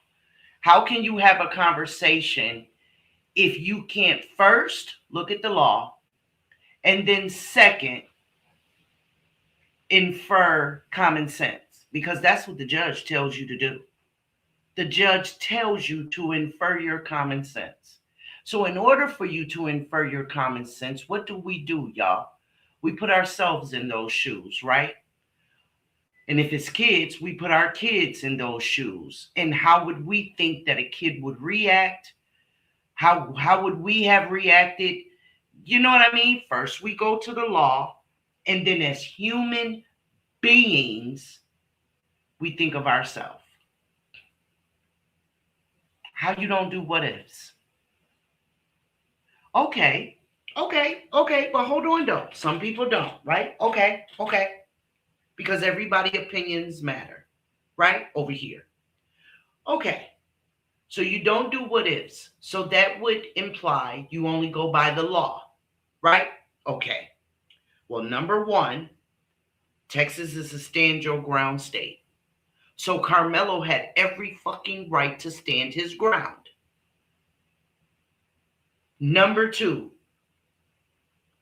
nobody of authority came and told Carmelo to leave. Nobody of authority told Carmelo that he needed or had to get from up under that tent. Nobody. Number three, those twins, if not anybody else, those twins put their hands on Carmelo. Carmelo didn't hit them first. They hit him. Number four, per three different people telling what they saw on the video, they said Carmelo moved back and a hand reached out and grabbed his hoodie and pulled him back in as the fight ensued. So I'm sorry. Why does he deserve to be in prison? Why? Number four, if it ain't five, the tool that he was carrying was not illegal. Rather, it was a pocket knife, a tool to tighten the ropes for the tents, or to sharpen his cleats. I don't know what the fuck, but those are the three different stories that I've heard, right? It wasn't illegal. Because on the cutting mechanism of this tool, the blade was less than 5 inches, which is well within Texas law to carry. So I'm sorry. I guess I don't speak the language that everybody else does that believes he deserves to be in prison. I don't speak that language. And just fucking because somebody is dead does not mean that that boy is at fault. It does not mean that what he did was illegal and should be in prison. That is not what the fuck that means at all. Because that's like saying George Zimmerman deserves to be free. He killed Trayvon. If George Zimmerman deserves to be locked up, when he was told, don't follow him. We are getting the police there. The motherfucker turned around and told 911, okay, I'm going, sounding like a little bitch. Okay, I'm going back to my apartment, when he was lying. He was following Trayvon Martin the whole goddamn time.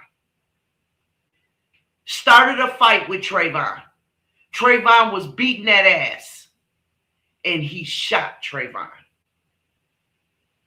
How is it that George Zimmerman gets found not guilty? It's also a stand your ground state. He gets found not guilty. Not guilty. But Carmelo, who is the one in Trayvon Martin's position, not bothering nobody, wasn't, you know what I mean? He had every right to be there. He wasn't breaking any laws sitting up under that tent. He wasn't breaking any laws. Trayvon Martin wasn't breaking any laws walking through that apartment complex. None at all. Carmelo wasn't breaking any laws sitting on them bleachers up under that tent. None. So how is it that George Zimmerman can get away with what he did, even though he was told not to do it? But Carmelo deserved to go to prison. I don't know. I don't speak that language. Okay, boo. Linda, I got it. I got it, baby. Yeah, I sure do. Nay said, okay, good. Well, that baby ain't mean to kill him. These people that saw the video that was leaked yesterday said it all. It was literally almost the same situation. They bullied a black boy. Exactly. Exactly. Nay said, out of the tent, and the coaches intervened. And, we don't say his name in my chat, baby. And he was drunk at the meet. If they don't free Carmelo right now. I know that's right, boo. I know that's right. Like, for real. For real. That's why you can't find nothing. Ain't nothing open for the public. Anything that's supposed to be public knowledge is not being made available. This has been, put under, it's been made confidential, whatever. You know what I mean? All of that. Why? If y'all aren't trying to fucking hide something, where the shit? Where the shit? Where's the shit? Now,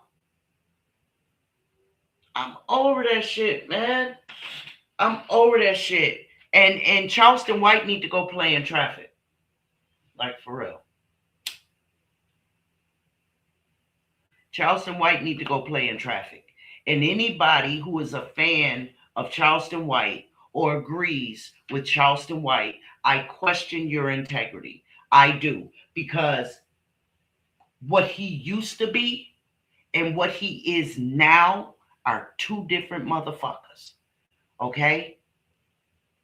Two different motherfuckers. Now, remember the other day, y'all, when I was trying to think of that dude's name that Charleston White said that he would piss on his grave? But I told y'all he had just beat the trial that had to do with Young Dolph. His name is Govan. Govan. That dude. When that dude was acquitted, that evening he was on social media. Why the fuck? I don't fucking know. But he was. And by the next few days, Charleston White always got to put his dick on something, right? He do. He always got to pull it out. He got to pull it out where don't nobody be asking for it. And the nigga with the talking shit about Govan and saying how, why the hell is he on social media? He need to be somewhere to do, and the woot, and the what. And Govan went in and was like, nigga, who the fuck is you talking about? I'm a grown-ass man. I can do what I want to, blah, blah, blah, blah, blah.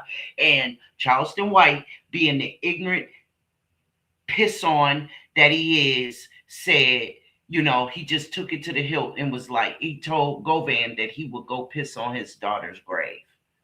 He is an ignorant, vile son of a bitch.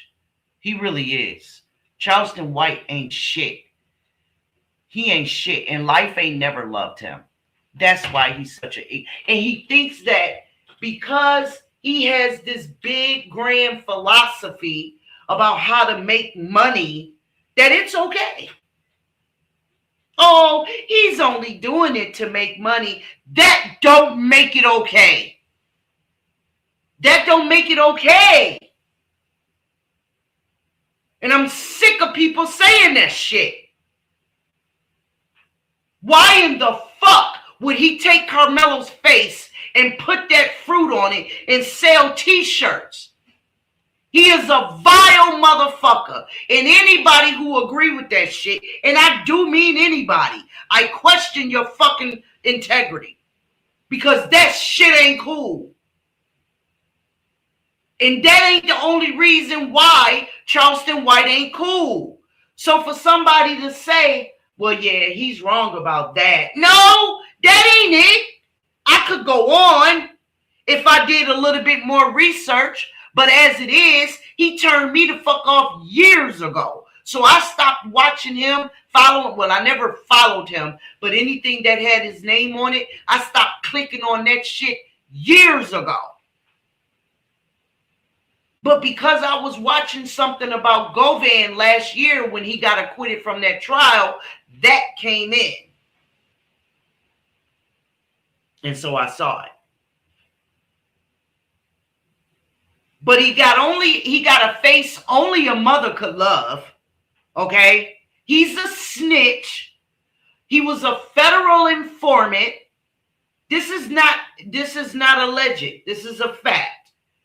There is literally recordings with him on the stand testifying.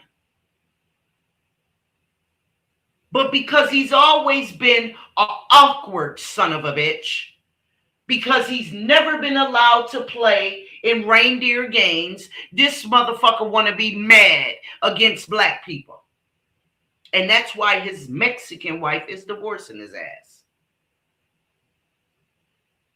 Like he is a vile, disgusting motherfucker.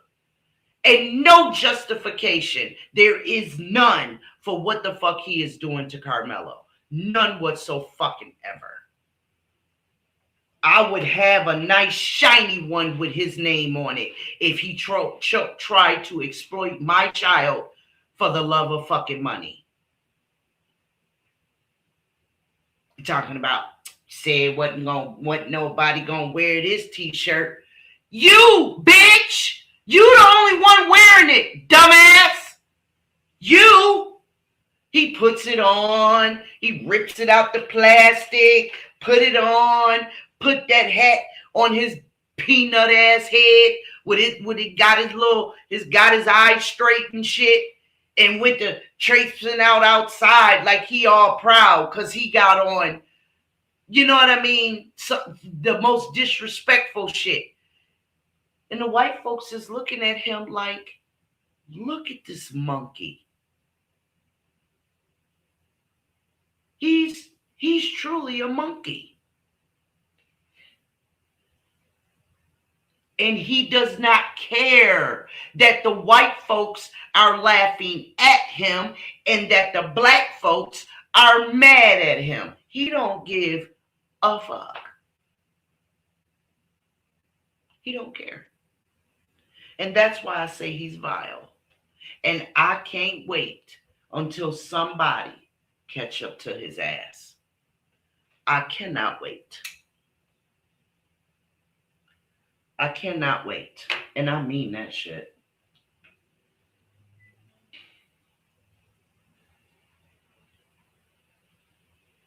Oh, boy. Cohen's mom, Valicia, is sharing her side of the story. It was me, my son, and another friend of mine who was at Walmart.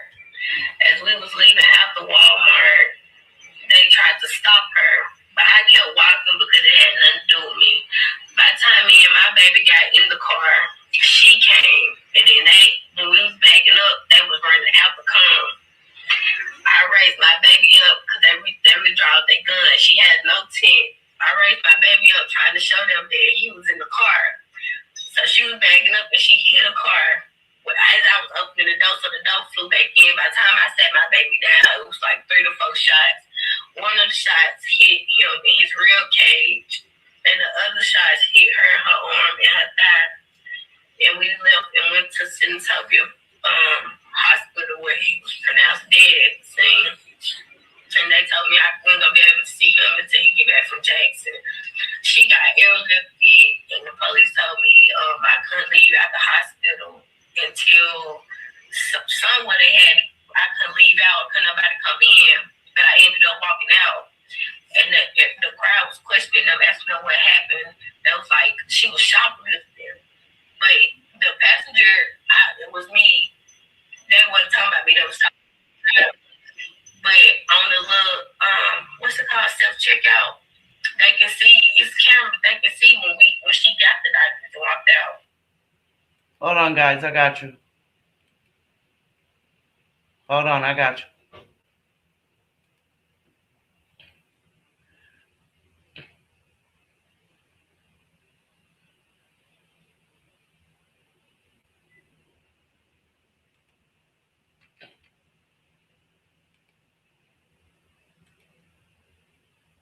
Valicia is sharing her side of the story. It was me, my son, and another friend of mine who was at Walmart.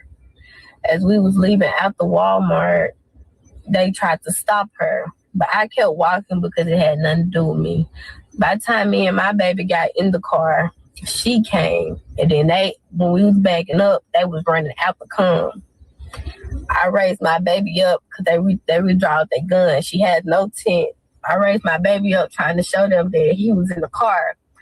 So she was backing up and she hit a car as I was opening the door, so the door flew back in. By the time I sat my baby down, it was like 3 to 4 shots. One of the shots hit him in his rib cage, and the other shots hit her in her arm and her thigh. And we left and went to Senatobia Hospital, where he was pronounced dead at the scene. And they told me I wasn't going to be able to see him until he get back from Jackson. She got airlifted, and the police told me I couldn't leave out the hospital until somewhere I couldn't leave out, couldn't nobody come in. But I ended up walking out, and the crowd was questioning them, asking them what happened. They was like, she was shoplifting. But the passenger, it was me. They wasn't talking about me. They was talking about the driver.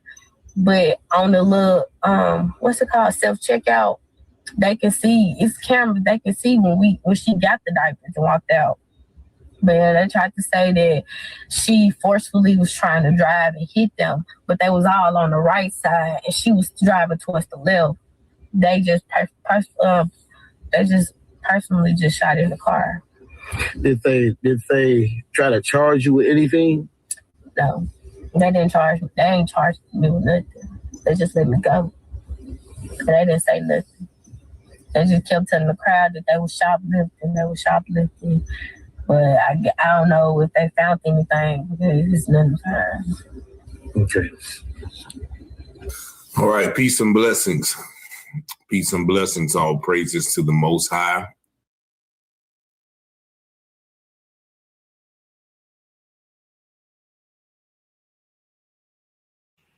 How do y'all feel about that? Thank you, Tina. Tina sent me that since we've been live. How do y'all feel about that? We got a few minutes. We could talk about it.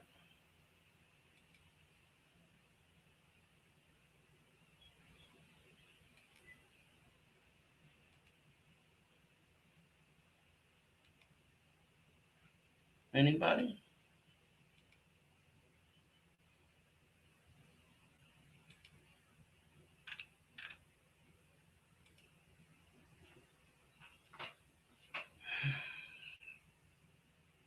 Oh, hey, truthfully speaking. How are you? Okay, let me go back up in this comments because I saw something.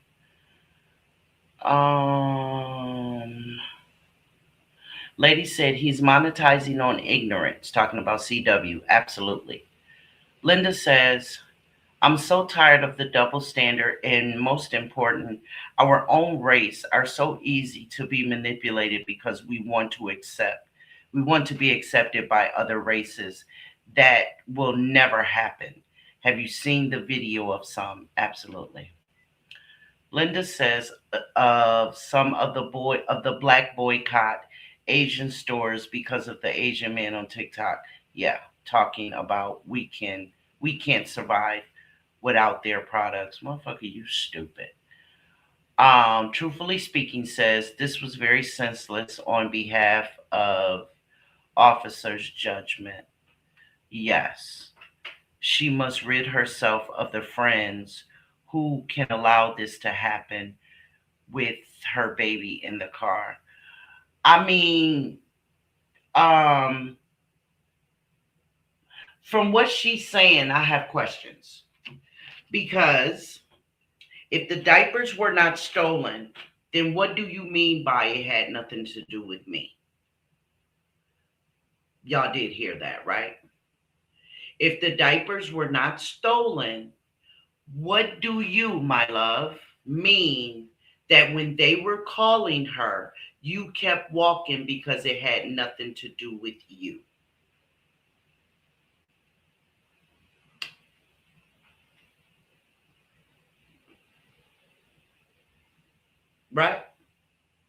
What do you mean? Because if the diapers were indeed stolen, who were the diapers for?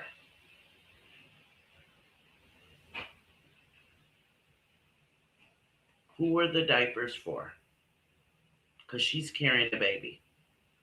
So who were the diapers for?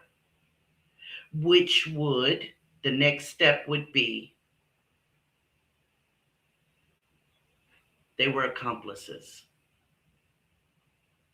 Where if the baby had been in the car seat, right, lady? If the baby had been in a car seat, but they didn't have time to put the baby in the car seat, right? Now, some of y'all may be thinking that I'm blaming her or the chick in the car, and I'm not. I'm not.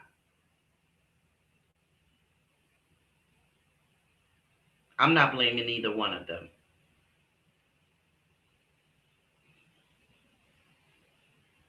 Because those officers, neither one of them, were in any danger for the reason why they pulled their guns.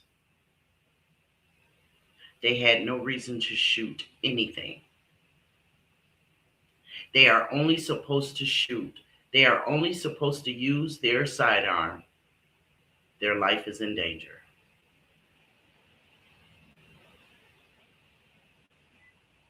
They were supposed to get in their vehicles and follow that car and try to take it down, not shoot into it.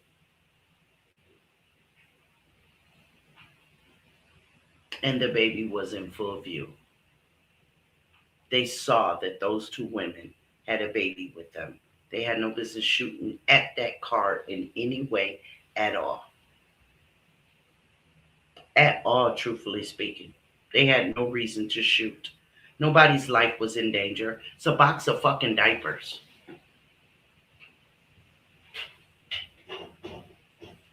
It's a box of diapers from a multi-billion-dollar industry.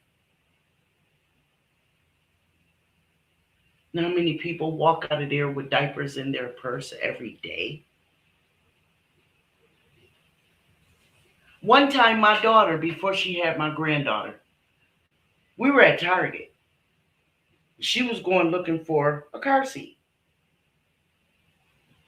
And before I could even get back there where she was, she done came up front and said, "Ma, the one I want ain't even back there." I said, "But you just looked it up. They said they have one." She said, "Yeah, the box is on the shelf, but the one that's in there is old and dirty."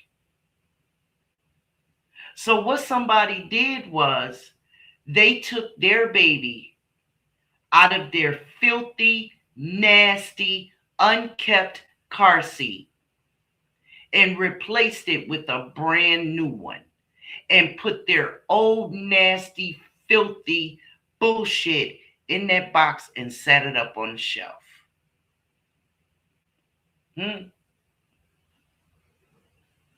They had to have gotten away with it because the box was still on the shelf. Hey, Sunflower, thank you for joining us, Bookie. So they had to have gotten away with it because the box was on the fucking shelf. So people walk out of Walmart every day, all day. Why did a child have to lose their life? Why? Because we got gun-happy, gun-toting, wannabe cowboy-ass motherfuckers. That son of a bitch had no right to pull that gun and shoot anybody. But guess what, though?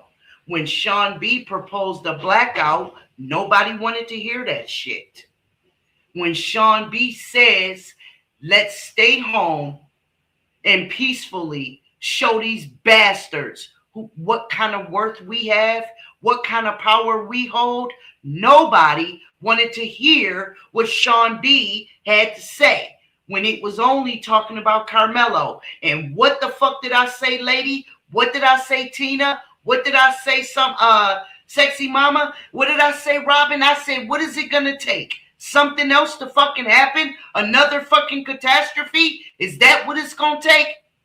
Boom! Now here's a baby gone by the police. And what's being done about it? The motherfucker sitting at home eating bonbons with his hands down his pants, waiting for his wife to come home so he can kick her ass.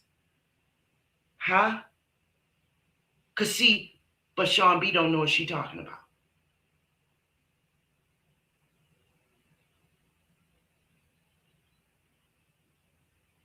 Sean B don't know what she talking about. But now a baby is gone.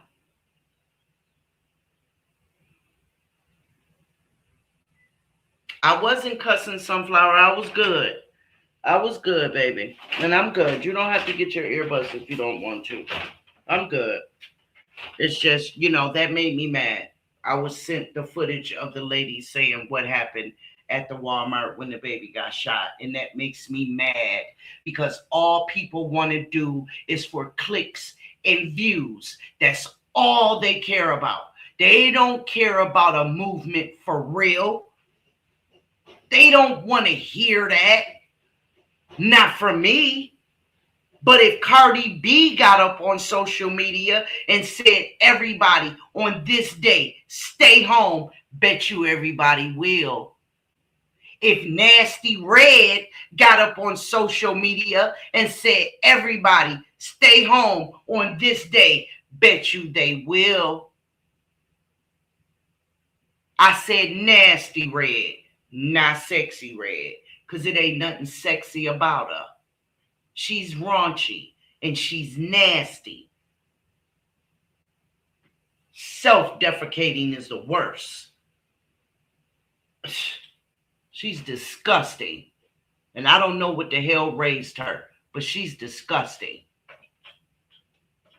If Nicki Minaj, if Beyonce got on social media and said, listen, Beehive, everybody stay home on this day, we're making a movement, they'd stay home.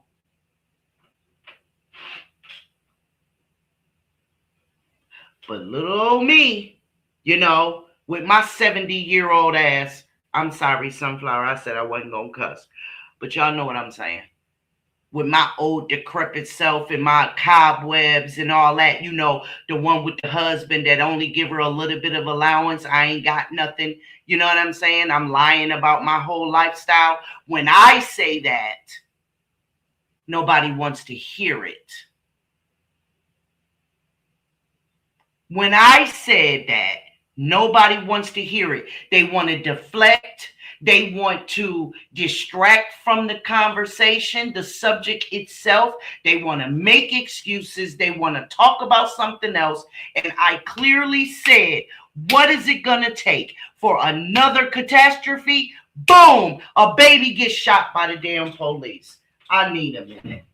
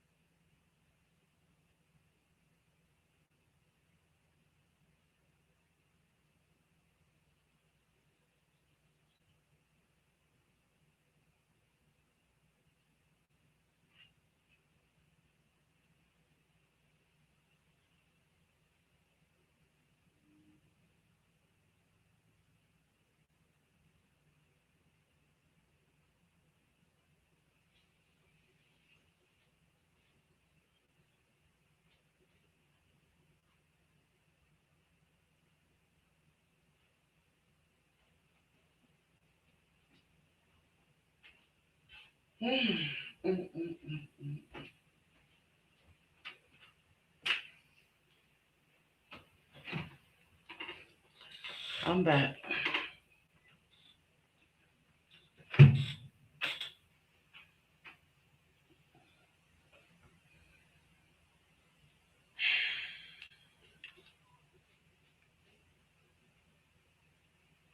Tina says a baby is gone for no reason. Peanut says, hey, Sean B and everyone. I'm back. Is it true that Joker's aunt filed a lawsuit on CC's? I don't know who the Joker is. I don't know who the aunt is or the CC's that you're talking about, love. Linda says the officer has no reason to pull a gun. They could have called for backup if it was that serious.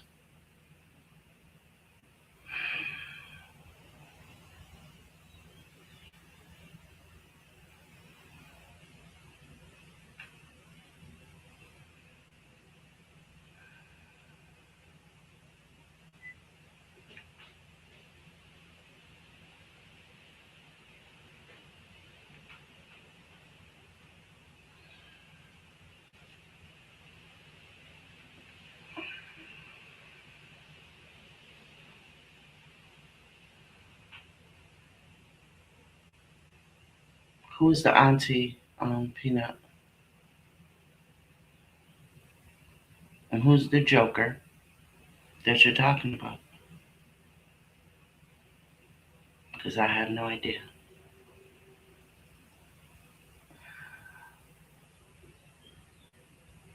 Because we were talking about the mom and the baby and Walmart and the cops. We were talking about how I was ignored when I suggested a blackout to show our worth. And people rolled their eyes. They distracted from the subject. They changed the subject. They ignored me and all of that. I'm referring to the Joker that unalived Romika. Oh, I don't even know. I don't even follow that. I'll be interested once it goes to trial. Because right now, all them Jokers can go play in traffic during rush hour on the wrong side at night, and all the street lights is broke.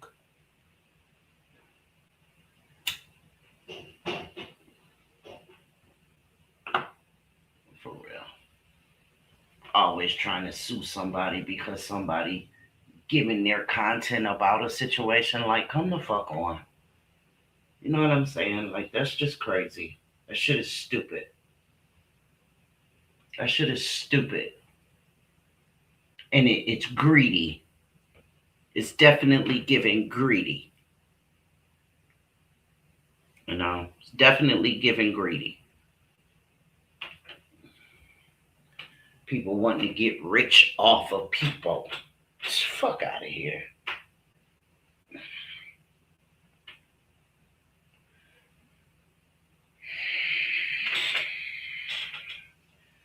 People really make me sick. I'm dead ass. I'm so serious. People really make me sick.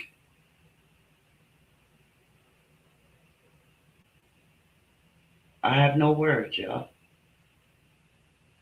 That really just pissed me off.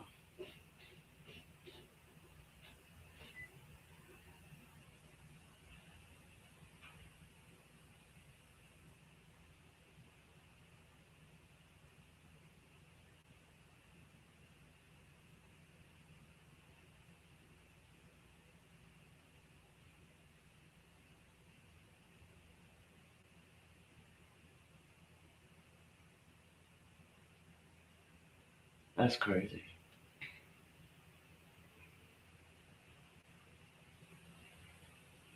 I can't tell, Robin. Don't nobody want to do a blackout. Nobody wants to organize a blackout. Nobody. Well, not enough. You know what I'm saying? Nobody, ain't nobody gonna do it. Nobody's gonna do it the right way. Motherfuckers don't want to call that day off work. They don't want to deal with that bit of inconvenience. The little $30, $40 that they might have made that day at work. $40, $50. I wouldn't give a fuck if you was to make $200 that day. Nobody wants to live that little bit of inconvenience, right? They don't give a fuck enough about their kids to be home with their kids that day. They rather go to work. Let whoever deal with the kids while they at work deal with the kids. You know what I'm saying? Like, a lot of people go to work for peace and quiet. A lot of people go to work to get away from their significant others and their kids or their mamas or daddies or whatever is going on at home. A lot of people go to work to get away from home. They don't want to deal with that inconvenience. They don't. They don't. But if Beyonce tell them to do it, they will. The shit is ridiculous. But Beyonce ain't giving a fuck about that baby. Beyonce ain't giving a fuck about Carmelo either.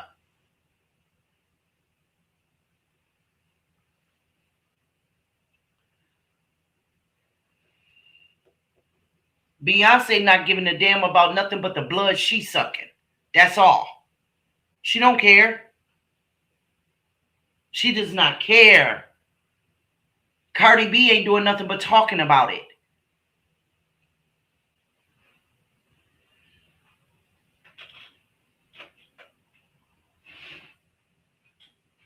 But we talk about something, see, because that's indicative of the fact that a lot of people, you know how some people say that a lot of people are scared of fame or they're scared of being rich? Well, some people are okay with their norm.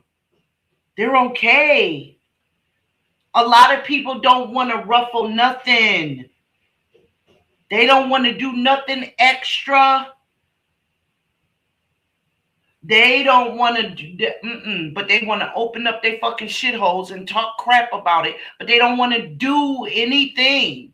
Nothing.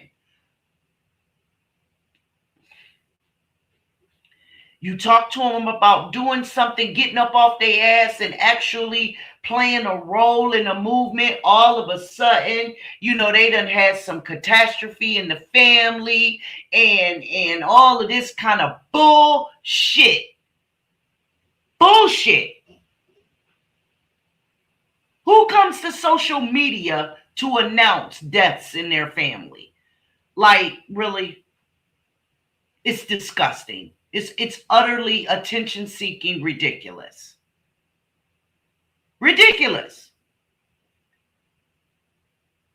But it's on the heels of a motherfucker asking a motherfucker to do something. And I'm sorry, Sunflower, but I'm pissed right now. Motherfucker don't want to do nothing but turn on their phone, turn on their computer, show their ugly ass, bald head ass faces, and then that's it. That's it. Beg for a Cash App, a like, okay, and a share. That's the extent of it for them. If they even talk about what's going on at all. At all, I'm saying. But now here's a baby about to go to his grave for being nothing but a baby. I wouldn't give a fuck if 15 pregnant bitches or not pregnant bitches was released from jail right now until they go to trial. I don't give a fuck.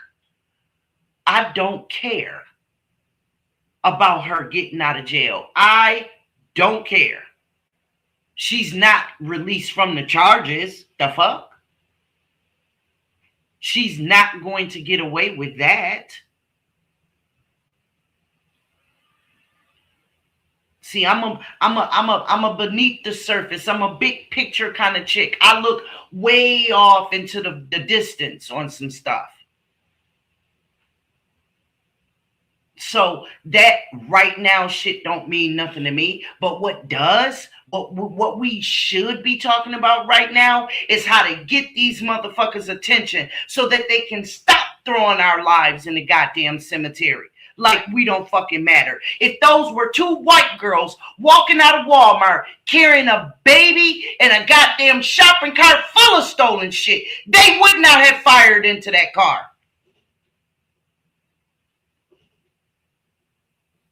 They would not have fired into that car.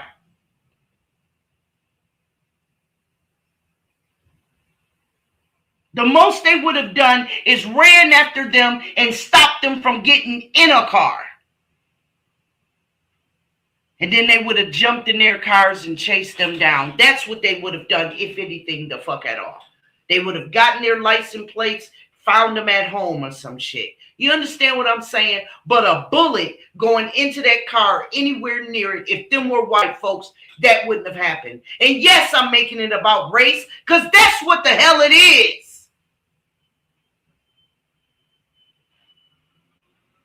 Now, I'm tired of people saying, don't make this about race. Don't feed me no bullshit, because I'm calling it what it is.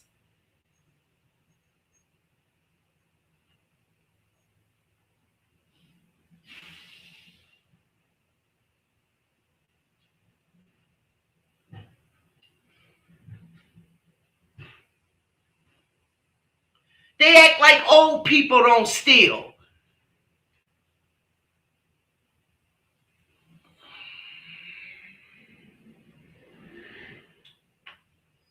Come the fuck on. Shit is crazy. Shit is crazy.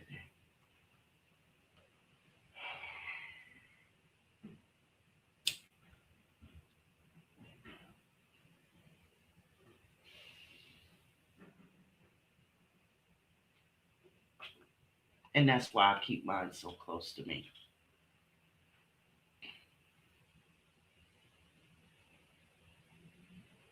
That's why he's on my Life 360.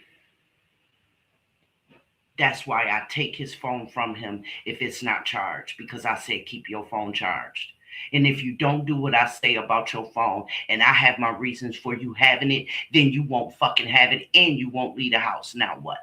Then I ain't got to worry about where you at and if you're safe, because you're in the house. That's why I'm like that. That's why I watch mine get on the bus and get off.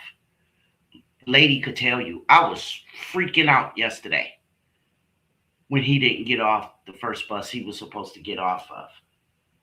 And when I couldn't call him because his phone was dead, I was tripping.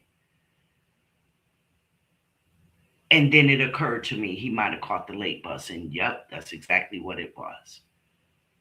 And then I said to the lady, okay, I'm good now. Here he comes. Walking in the door. Why? Because we got motherfuckers out here that don't give a shit. Because we got motherfuckers out here that really don't care. Just give them a click and hit the goddamn like button, will ya? It's free, they say. Nobody's gonna know, they say. And before, oh, share the live, y'all. Share the live. Share the live, y'all. Share the live. That's all they care about.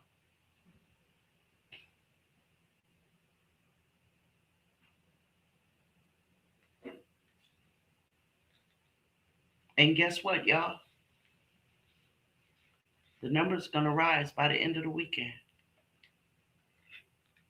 What have we done about it?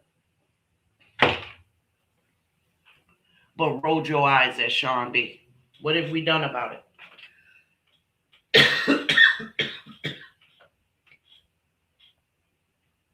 What have we done about it?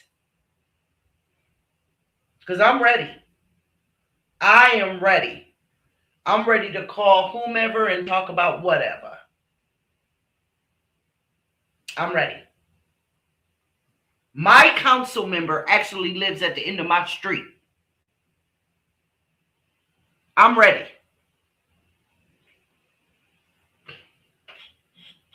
But I can't do it by myself.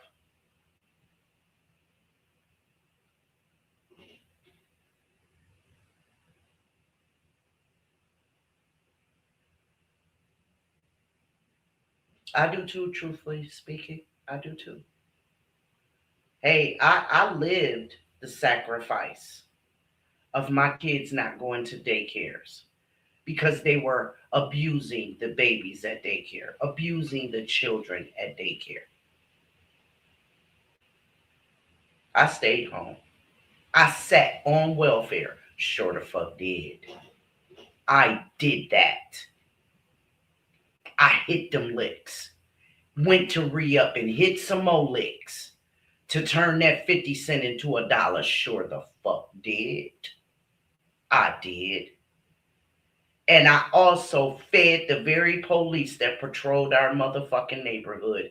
Every Thursday, they was coming to get a goddamn plate. What? Sean B know how to get the motherfucking job done. Oh, I did.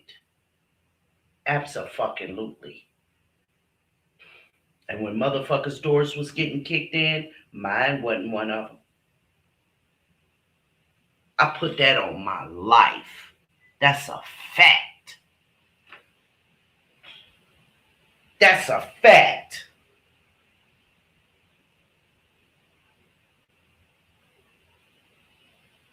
And I'm not proud of what I did. I'm proud that I had the confidence to fucking do it. I'm proud that I had the confidence that I didn't care what other people were thinking. All that mattered to me was the safety of my children. It got greater later. I got time. This is about my babies. And they only need a few years. Mama, just hold on. And that's what I did. Until my babies could do the buddy system and go to school together. I did that. I wasn't fucking with no daycare. And when mine did go to daycare after school, it was my dude's best friend's lady who had the daycare. And they didn't even do that for long. Because I just didn't trust people like that.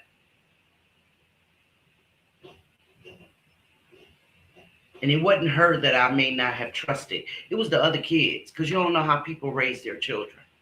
See, I'm stupid like that. I don't know if you're teaching your kid to keep their hands to their fucking self. Wouldn't want another Carmelo, would we? We wouldn't want another kid protecting themselves, so they got to hurt something in order to protect themselves. Because then my kid would be wrong, right? Deserving to be in prison. Deserving to be charged with a damn thing. Yo, people make me sick, man.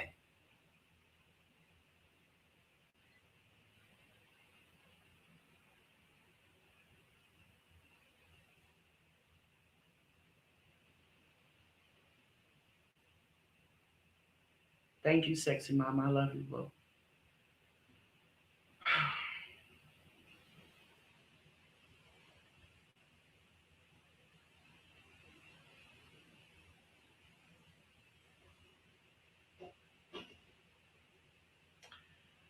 Y'all just keep account of how many stories we'll be able to talk about until somebody finally ready to do something. Something that matters. Other than spitting on our devices. Y'all be good. Yeah. Sean B on YouTube. Ooh, yeah. Late night on the screen, got the city lights low. Sean B bringing truth to the stories below. From New York with grace and a mind so wise, she can see through the dark, she can read through the lines. Every clue, every name, every twist, every turn, she be digging down deep till the realness burns. For the ones left behind, for the pain unseen, she be lifting those voices in between the scenes. So like, share, subscribe, let the real ones roll. Sean B on the case, going straight for the soul. On YouTube she shines, bringing truth to the few.